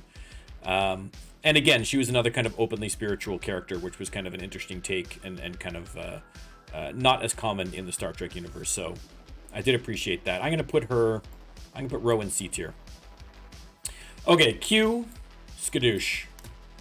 Q, they should almost be a Q level above S. Okay, John Delancey's performance as Q is absolutely amazing. And the idea that, and again, this is credit probably more to the writers, but also to John Delancey, but the idea that if you had a character that could do anything, that they would just be bored and just start messing with people is, I mean, it's so great. Because, I mean, again, if you had unlimited power, after a certain while, you would have done everything. Right? You'd be bored. You've seen everything. You know everything. You've done everything. There's nothing left to learn or to explore or to do. So what are you going to do? You're going to find some new people that you haven't seen before, and you're going to mess around with them. You know what I mean? And that's exactly what he does. You know what I mean? He's got that kind of childish, it's very much like that Twilight Zone episode with the kid that sends people to the cornfield.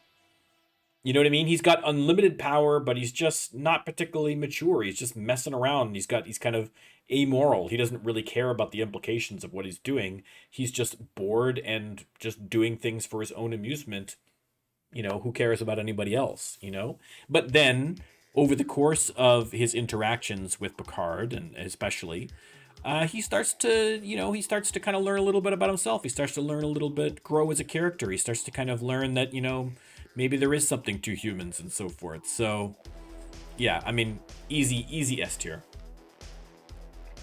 All right, now we're into Nog. Nog is great. I love Nog because, again, they could have very easily just had Nog be, someone for Jake Sisko to play off of, you know what I mean? Like, he's like the bad influence on Jake, who's kind of leading him into trouble and so forth, which they did in the beginning.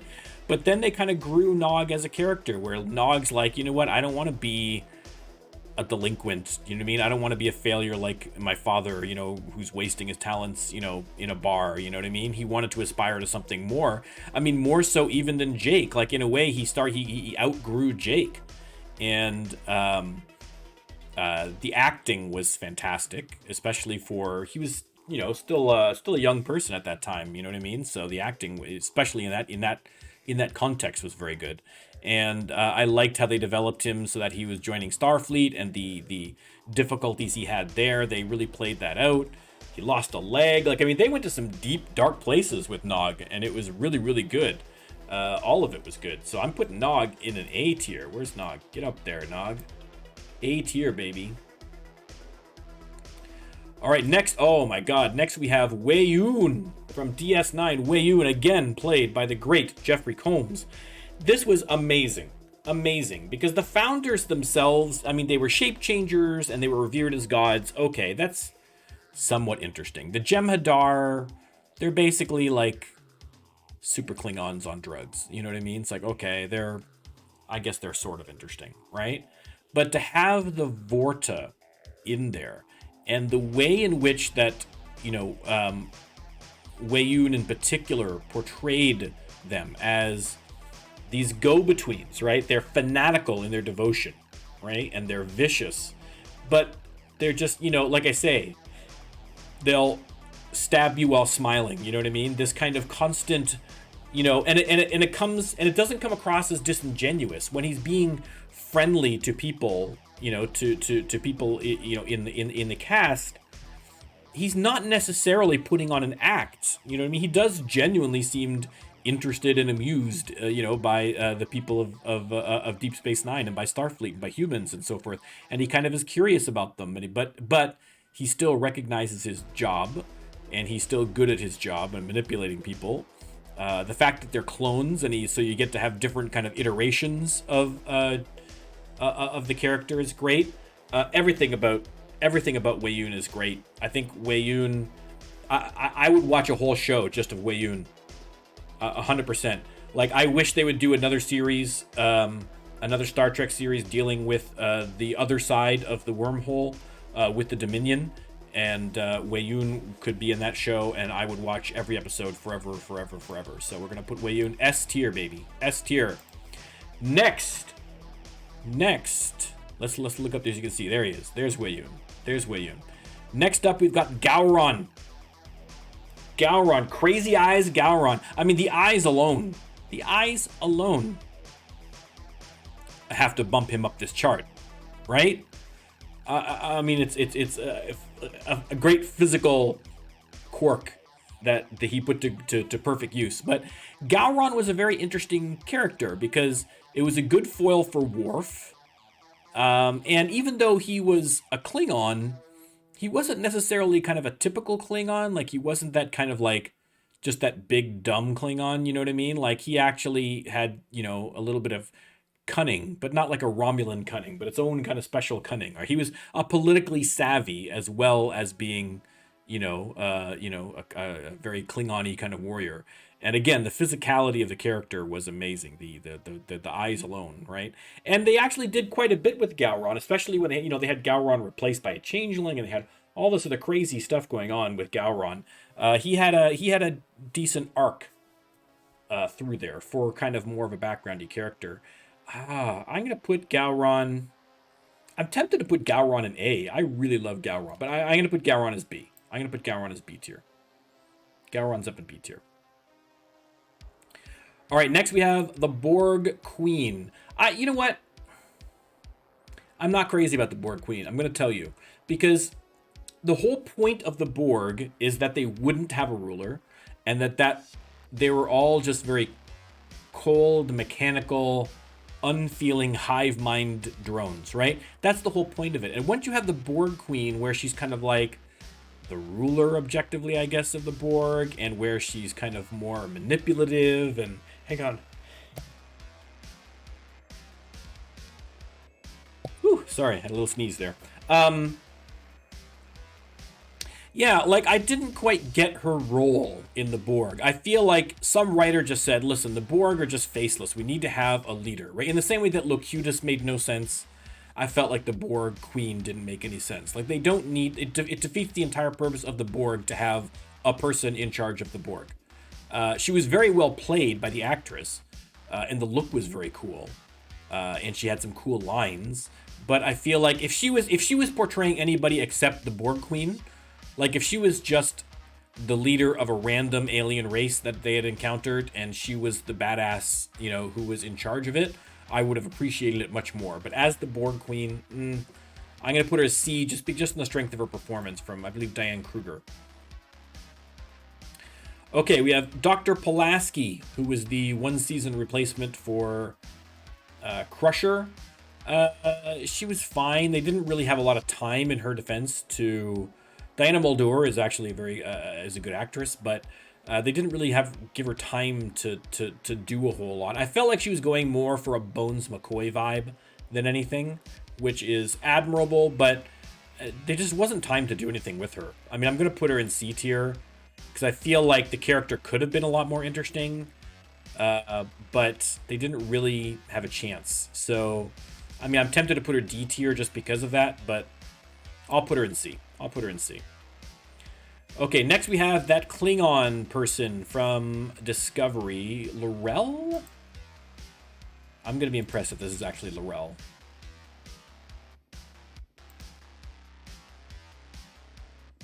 Laurel, yes! Again, played by, I believe, a Canadian actress, Mary Chieffo. I believe that's actually true. Hang on. All right. Laurel...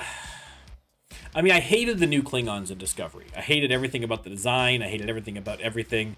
They don't line up with the original Klingons altogether. They should have either just had regular Klingons like we know and stick with the Klingons, or have a new race. I mean, they look so differently. You could have just had an entirely new race that had nothing to do with the Klingons, and then nobody would have then they wouldn't have had any issue with it. But I hated the way they did the Klingons in Discovery. Hated it. That said, Laurel herself was... She was okay, I guess. I mean, she was kind of like stock villain. They gave her some nuance. They were trying some things with her, but nothing really kind of landed, like in terms of her relationship with what's-his-face, the albino guy. I just never... And then, you know, later with her and Ash, I just never bought it. I didn't buy any of those relationships. I didn't quite get it, so...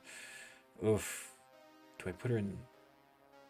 I'm going to put her in C tier because I feel like the actress did as good a job as she could with it, and they were trying to do something with it. I just feel like a lot of things with Discovery, there were some elements, like there was all the little component bits of something good, and it just never, the writers could never get it together for most of these things. So, I don't know who this kid is. This is, I think, a Voyager kid. I don't know who you are or what your point is, so I'm going to go put you in D.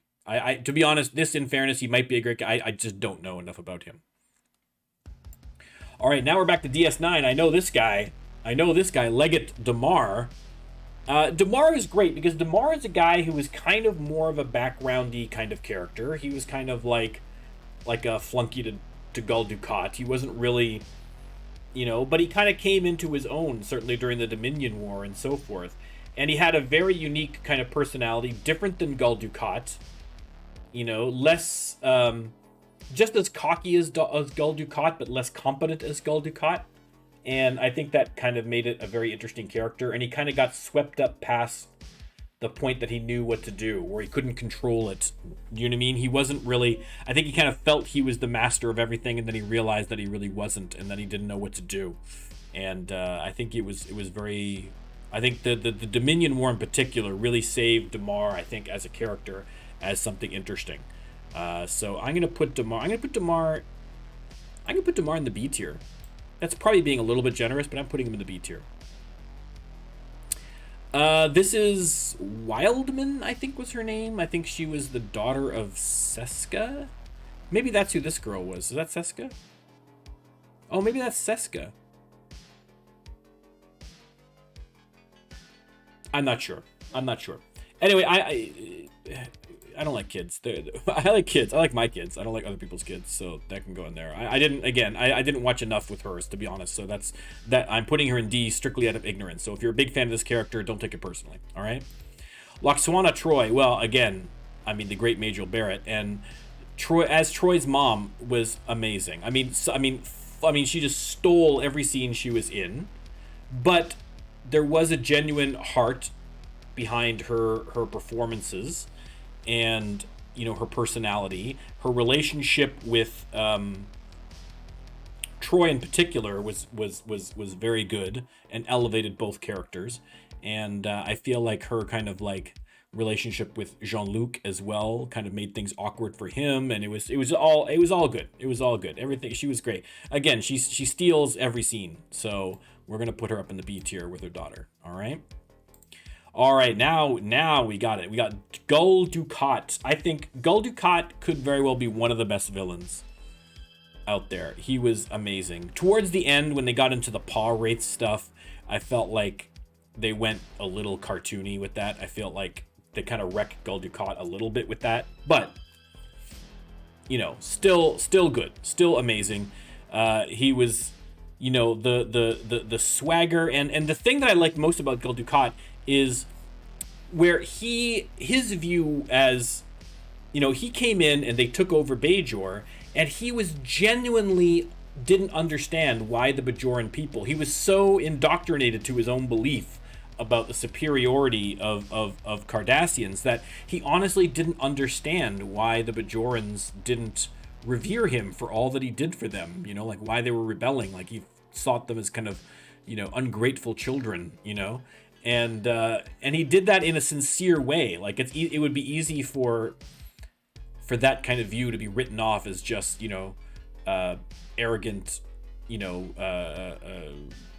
ignorance, right? Whereas for Gul Dukat, it was no. This is an actual intelligent thinking person who genuinely kind of believed that his role was positive for the Bajorans and for Cardassians, and he was mystified as to why it wasn't, right? Which is great. So I'm gonna put Gul Dukat in A, or do I put him in S? Oh, I really want to put him in S, but I think we're gonna keep him in A. I think the end with the paw wraith stuff, I think once we got to that era of Gul Dukat, he kind of went off the rails, and the whole thing with his daughter I didn't buy, and I think that knocks him down. Here we have Ariana. I think this is the robot cyborg chick from Discovery, who was like super interesting, and like from the jump everyone's like, what's the deal with the Ensign Daft Punk back there, what's going on? And everyone was like, who is this character, what's the backstory, whatever. And then they ignored her completely, and then in one episode they gave us all this interesting backstory and then killed her off in the same episode. And this is what Discovery does, right? They could have been building all those interesting elements they had of her character, like about her life beforehand and how she got to where she is and what's different about her now and how she's dealing with it and how she's had to rebuild friendships and it's difficult for her and all this kind of interesting stuff, and like her memories, how it worked on a practical level and things. And they had all this interesting stuff they had with the character, but they introduced all of it literally in one episode and then killed her off. Like, it was so disappointing. And that's again my complete frustration with Discovery, is that they've got all these background people that they're just not making proper use out of, So I'm gonna put her C tier just because, if they ever brought her back, or if they had spread out that backstory a bit, it would have been great. Okay, Pike. Now again, we're not going with Anson Mount Pike from Discovery, who is brilliant. Okay, that's a separate. It's the same character, but we're not going to view it. Well, I guess we could. I mean, I don't know whether we view it or whether we're looking. I feel like it's unfair to do it because it was two separate actors playing him, right? So I feel like we're just going to look at this Pike's performance, and it's just in the pilot, and it's like it was fine. Like, he's good in the pilot, but he's nothing. He doesn't got the same kind of personality as someone like Kirk does. He's just kind of fairly generic. So if you discount Discovery, I'm going to put him in C tier. If we were including him in Discovery, he'd easily be B tier, possibly even A tier, if I'm being honest, but probably more likely B, but I'm going to put him in C for now. Okay, now we're getting to it, boys. Guinan from DS9. You know what? Whoopi is good in that. Whoopi is good in that role. She really is. And it was an interesting role to do because I feel like the only other character that they have, like basically she was a character that like you'd go to for wisdom, right? Again, as I mentioned previously, when I was talking about Vic, it's kind of like you got a problem, you don't know who to talk to, you need a little bit of wisdom, you go to Guinan, and Guinan kind of sets you straight, right? The only other character they had on the show that could kind of fill that role would be Picard, but for a lot of practical reasons, you wouldn't go to Picard for those kinds of conversations, right? For the most part. So they really needed, so it is good they added Guinan. I think that added a lot to it, right? Because instead of just having an exposition drop, you know, it was a way that characters could kind of get things off their chest so that the audience could see it, and then they could have some kind of they could be brought to some kind of an epiphany, you know, through the advice of another character in a way that the audience could see and in a way that was believable. So I liked Guinan. I thought Guinan did a good job. They added a lot of mystery, and they didn't reveal what those, like, I mean, she's been around for a long time. She has a history with Q. You know, there's you know, she's like, all her species was spread out after Borg attacks. Like, you know, she was in the Nexus for a while. Like, they keep putting these little elements of her backstory in there without really explaining any of it, which is great. I feel like in second season Picard, where they're going to bring her back with Q, they're going to ruin that by agonizingly explaining every detail of their relationship, which is going to ruin it. But I like that they kept her mysterious. You need to keep a character like that mysterious. Like, the less we know about her background concretely, the better. So I'm going to put Guinan, I'm going to put B. Do I put Guinan in the A tier?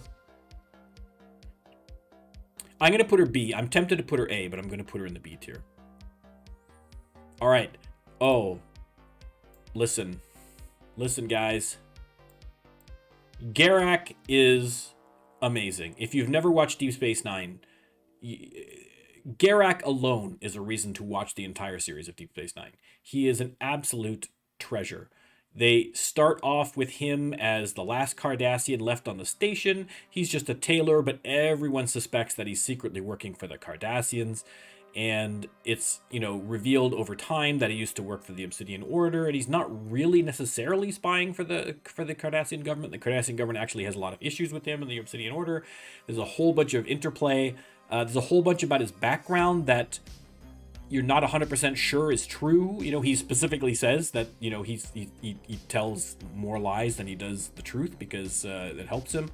And his relationship with Bashir, his relationship with Dukat, his relationship with Sisko, the way, I mean, he's critical to the plot in many storylines, and he is an absolute scene stealer. He is played with such incredible range by Andrew Robinson. It's just, it's a wonder to behold. It might, listen, despite my love of Chief O'Brien, Garak is probably my favorite DS9 character, if I'm being 100% honest, and he's probably your favorite too if you're a DS9 fan, for sure. All right, we have a couple of doctors coming up here. We have the doctor from Voyager, who I kind of feel like was a little bit almost of comic relief he was used at. And if they had kept it as just kind of like a one-note joke, I think that would have been a waste. But thankfully, I think they really did a lot to develop the character, and in a way that it was interesting. Or like, what happens if you have a hologram that's complicated and capable of kind of basically almost like independent thought as a hologram. You just keep them running and you integrate them and you have relationships with them as opposed to just being transitory. And what happens when they gain some autonomy, and what happens when they can, you know, walk around outside of the med bay, and you know, they did a lot of really interesting things with them. And the performance, of course, by Robert Picardo was brilliant. So I'm still gonna put him B tier. I'm not gonna put him A tier. Should I put him A tier? I'm gonna put him B tier only because I felt like he still was a little bit hammy. You know what I mean? And he leaned a little too hard into the comic relief sometimes. And you know, it's not his fault, it's the writers, but I feel like I liked Picardo in the episodes where they tried to do something serious with him, and I didn't mind the comedic stuff, but sometimes it was a little much. You know what I mean? I felt like it kind of undermined some of the serious stuff they were doing sometimes when they did some of the non-serious stuff, if that makes any sense. So, and then we got this Doctor from Discovery. He's not a bad character, but they don't really give him too much to do. I mean, they have him kind of being brought back from, from the dead, but I feel like he got brought back from the dead, and I feel like they kind of glossed over his recovery from that. And it almost, they kind of focused more on how it impacted Stamets as opposed to how it impacted him directly. But I was interested in how that kind of affected their relationship. And I do feel like the relationship to him and Stamets is actually very well done. I just feel like they don't give him enough to do in that series. So I'm gonna put him C tier. I think he deserves better, but I'm putting him in C tier. Okay, now we're getting into captain territory. So I'm going to start with the captain I know the least about, which is Captain Scott Bakula, Archer. I don't know. I wasn't a huge fan of Archer, if I'm being honest. I didn't feel like... He just kind of felt generic captain-y to me. I think that any kind of interesting aspects of the character were kind of more of a reflection of the time period in which Enterprise was set, as opposed to Archer as an individual, right? Like, he's trying to figure all this stuff out, all these new political relationships and technologies and alien races. They're all very different. And, he's not, he's just trying to sort it all out. He's got a little less polished kind of diplomatic view in some ways because of that, but I don't know. He just seemed a little bit generic to me, if I'm being honest. He's being a little bit generic. But I mean, he was necessary for the series. He was critical to the series. Do I put him in B? Oh. A generous B. My gut instinct is C, but I'm going to put him up in B for you guys. I'm going to put him up in B. Okay. The next least one I know the most about is going to be Janeway. Now, obviously, I know quite a bit about Janeway, even though, I mean, everyone knows a bit about Janeway, even if you weren't religiously watching the show. Janeway was interesting. She had a very different personality. I like that she kind of came from the sciences branch, and they kind of leaned into that a little bit too, you know what I mean? As opposed to where she didn't just come straight through command or security or engineering. Like, she very specifically came through science, and so she knew her science stuff even though she was in command. I did like that. She did have a kind of a very interesting personality. I think less so than like a Picard or a Kirk or something like that, or certainly Cisco. But I think that I think they found a lot of balance between, the importance of her role, trying to upfleet, the conflicts that she had in terms of trying to uphold, the Starfleet principles, but at the same time, the personal responsibility of trying to get these actual people home and what kind of sacrifices she'd have to make in between there. And sometimes she made the right call, and sometimes she made the wrong call. Her love of coffee, I don't really care about, but she was... Like I say, she was fine. She's B.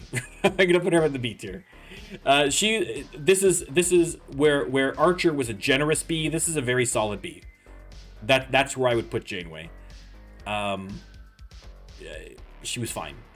I had no problem with Janeway, but I wasn't particularly amazed by her either. So there she is in the tier. Okay. Next up, we're gonna deal with Burnham, Michael Burnham from Discovery. Oh God, Michael Burnham from Discovery.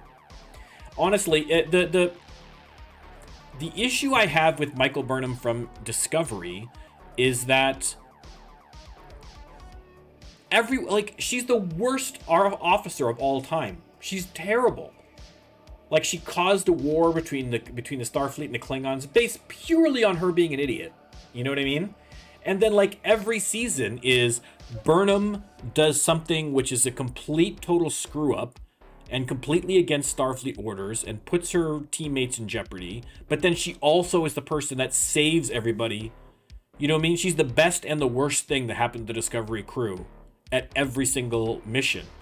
And it's just kind of exhausting. And the writers have written in this kind of like, everyone loves Burnham, like everyone supports Burnham, like, oh, Burnham should be the captain. We're all behind you. We're all personally, we love Burnham. And it's like, why do you people, why she keeps putting you in danger? Like, yes, she keeps getting you out of danger, but she's more often than not the one who's getting you in the danger in the first place by her stupid things. And she's so inconsistent as an officer. She's constantly breaking rules for Starfleet. Like, she's the worst Starfleet officer of all time, and yet she continues to fail upwards. And in the beginning of the Discovery, where, the character of Michael Burnham is human, but she was raised on Vulcan. So again, you've got some of those kind of Spock vibes, right? Where she's conflicted between her Vulcan, her Vulcan upbringing and the ideals of that she kind of reveres the Vulcan ideal. She's trying really hard to be a Vulcan, despite being a human, but she's also a very, very, she's full human. So she's, that's a traumatic. Trying to raise a full human as Vulcan is very traumatic for the person, I would think. And they played that up early on, and then they almost completely abandoned it. Like halfway through the first season, they just abandoned it, and it's like you forget that she was ever raised on Vulcan.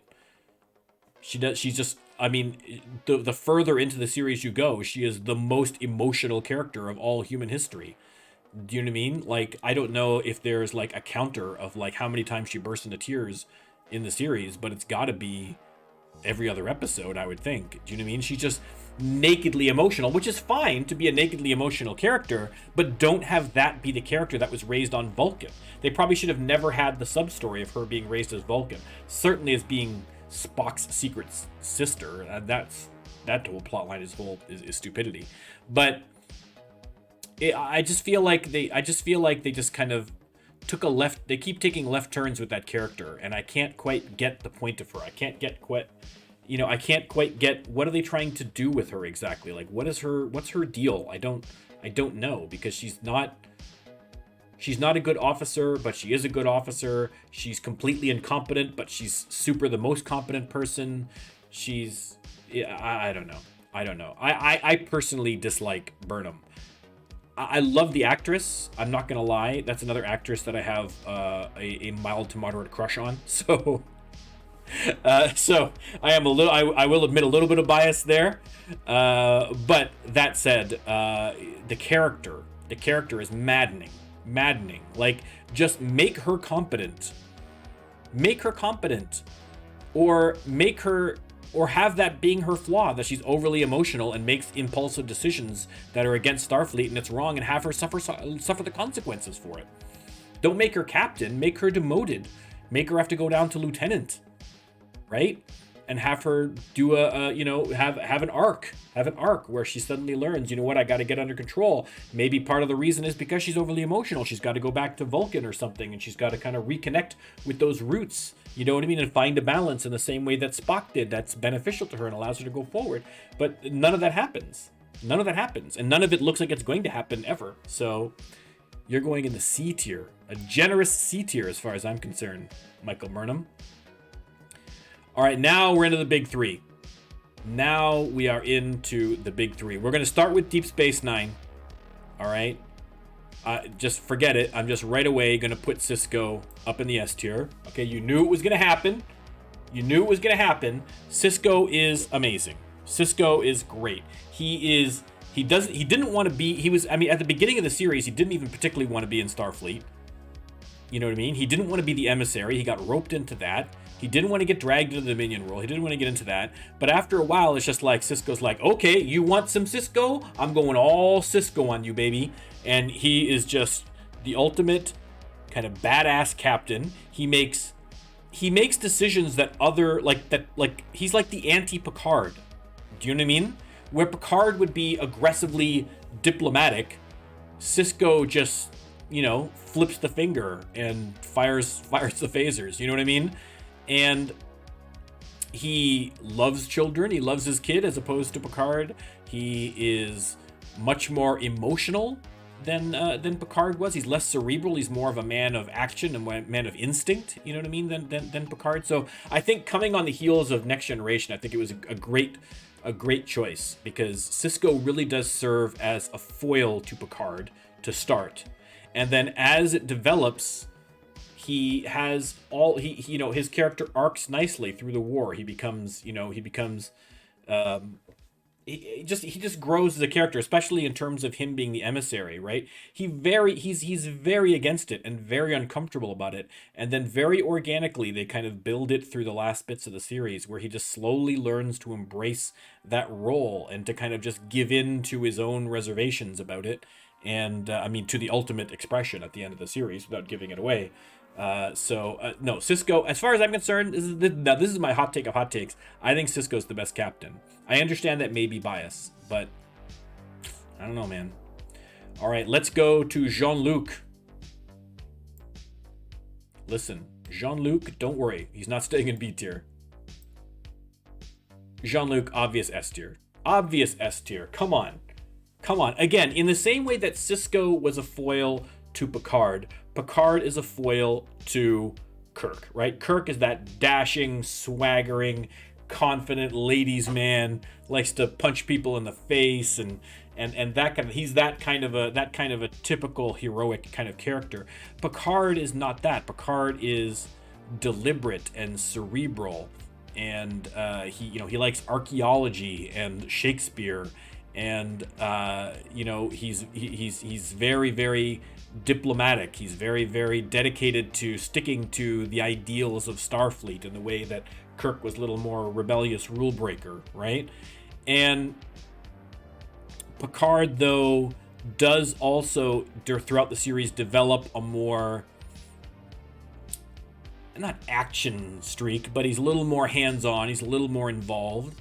The whole thing with him being abducted by the Borg and then how they addressed that long term was, I think, very well done. Like the trauma of that and how that reflected in how he acted and his attitude towards the Borg, and kind of the revelations he had about that throughout the movies as well was important. And his relationship with the crew, where I think that, the perfect ending in the ending of Next Generation, where he joins the poker game, is exactly it. Do you know what I mean? Like, he kind of, at the end, he kind of realizes that, you know what, I should have been doing this all along. I should have been coming the whole time. Like, we have been friends this whole time. You know what I mean? I'm not just the captain. You know what I mean? That we're a family, and I should have, allowed myself to kind of, take the starch out of the old collar and come on down and play around a poker with you guys. But anyway, Picard, I mean, come on. Picard is quite obviously S tier. All right. And then, of course, we have James Tiberius Kirk. Now, the question is James Kirk S tier or A tier?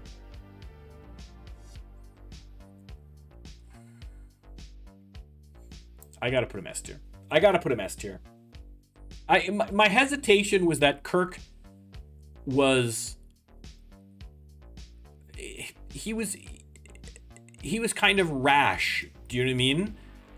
Like he would in the sense that he wouldn't always, like I say, like, I mean, Kirk, like breaking the Prime Directive and things like that. You know what I mean? Like he would be a little more lax about those kinds of things. Like I say, he was banging alien ladies. He would be aggressive with other species. He would kind of, throw his weight around a little bit. You know what I mean? And I think that if they had just left it at that, I would have put him as A tier, because it would have come across a little bit less nuanced. He was just kind of like the captain of the football team who just kind of arrogantly, barged his way through life with success after success after success, and that was it. And that was, it kind of gets boring. But I feel like in the movies in particular, they kind of took him down a peg, and he had to kind of confront getting older, and he had to kind of confront that, certainly with relationship with the Klingons and with his son. And, he kind of had to confront a bunch of things about himself personally, I think, certainly in the movies, especially. That I think it kind of redeemed the character a little bit. It kind of fleshed him out. He kind of, like, the movies were kind of were kind of like Kirk reflecting back on the captain he was during the series, and recognizing that he's not that person anymore, that he can't be that person anymore, and that he made mistakes he didn't realize being that person, in the past. So I think that really redeemed him to a point that by the time that, he exited in a terrible way, which isn't his fault, but by the time he exited the series, I feel like he'd very, very, very, very matured in a way that was very satisfying as far as I'm concerned. Whew, guys, that's it. That's everybody. That's everybody. So here's the final list. All right, S tier: O'Brien, Quark, Data, Spock, Q, Weyoun, Garak, Sisko, Picard, and Kirk. A tier: Worf, Scotty, LaForge, Jadzia Dax, Tuvok, Saru, Odo, Bones, Riker, Kira, Nog, and Dukat. And then the rest. Then I'm not gonna read all the characters, but then all the rest. Those are the big boys. Those are my faves up there. These guys I like, but they're not like super amazing. These guys, they're fine, but I don't really care about. And these people I actively either dislike or don't know anything about. Okay, there you go. That's the list. Now, if you're watching this later on YouTube and you disagree with what I've said, I'm sure you've disagreed with a lot of the decisions that I made. Make your arguments. I want to hear your arguments. I am willing. Listen, here's my challenge to everybody. Hang on, we're gonna let's go back over to the. Let's go back over to here. Here's my challenge to you, internet. Bring it on. Bring it on, internet. Bring it on, Trek nerds. Bring it on. All right? If you have a different idea, if you think I'm wrong about where I'm placing things, then let me know in agonizing detail in the comments on this video. All right? And if I change my mind, I will let you know. I am willing to be convinced to lower someone's place or to raise someone's place if you can make an argument, especially when we're talking about like Enterprise or Voyager or some of these ones that I don't know as much about.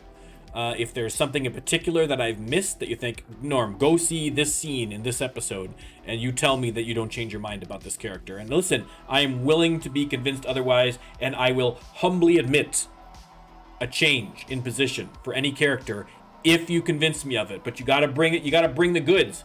You gotta bring the good argument. You can't just say, Pulaski was super cool. No, I need to know. You gotta tell me. What do I gotta see? Convince me, make that argument. All right.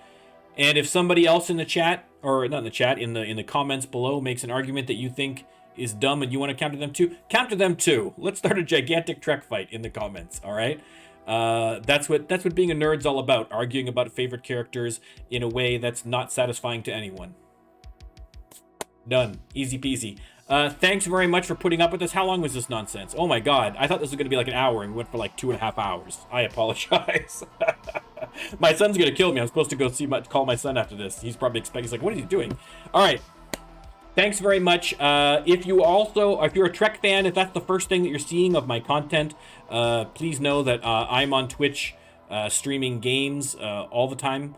In particular, I am streaming on Tuesdays and Fridays. I'm streaming a game called Rising Star 2, which is a rock band simulator, which you think might not have anything to do with Star Trek, but I play it with a Star Trek theme. And so there's also very much a discussion between myself and my chat and my community about Star Trek related issues and other nerd issues and other complete random nonsense. But if you have any interest in Star Trek, come on by and check out one of those streams. Almost all those streams are at like 7:30 EST on, again, Tuesdays and Fridays. I also play, on Thursday nights, I play Crusader Kings 3, not Star Trek themed, but still interesting. And I'm going to be playing some Mass Effect, if not later tonight, then probably tomorrow.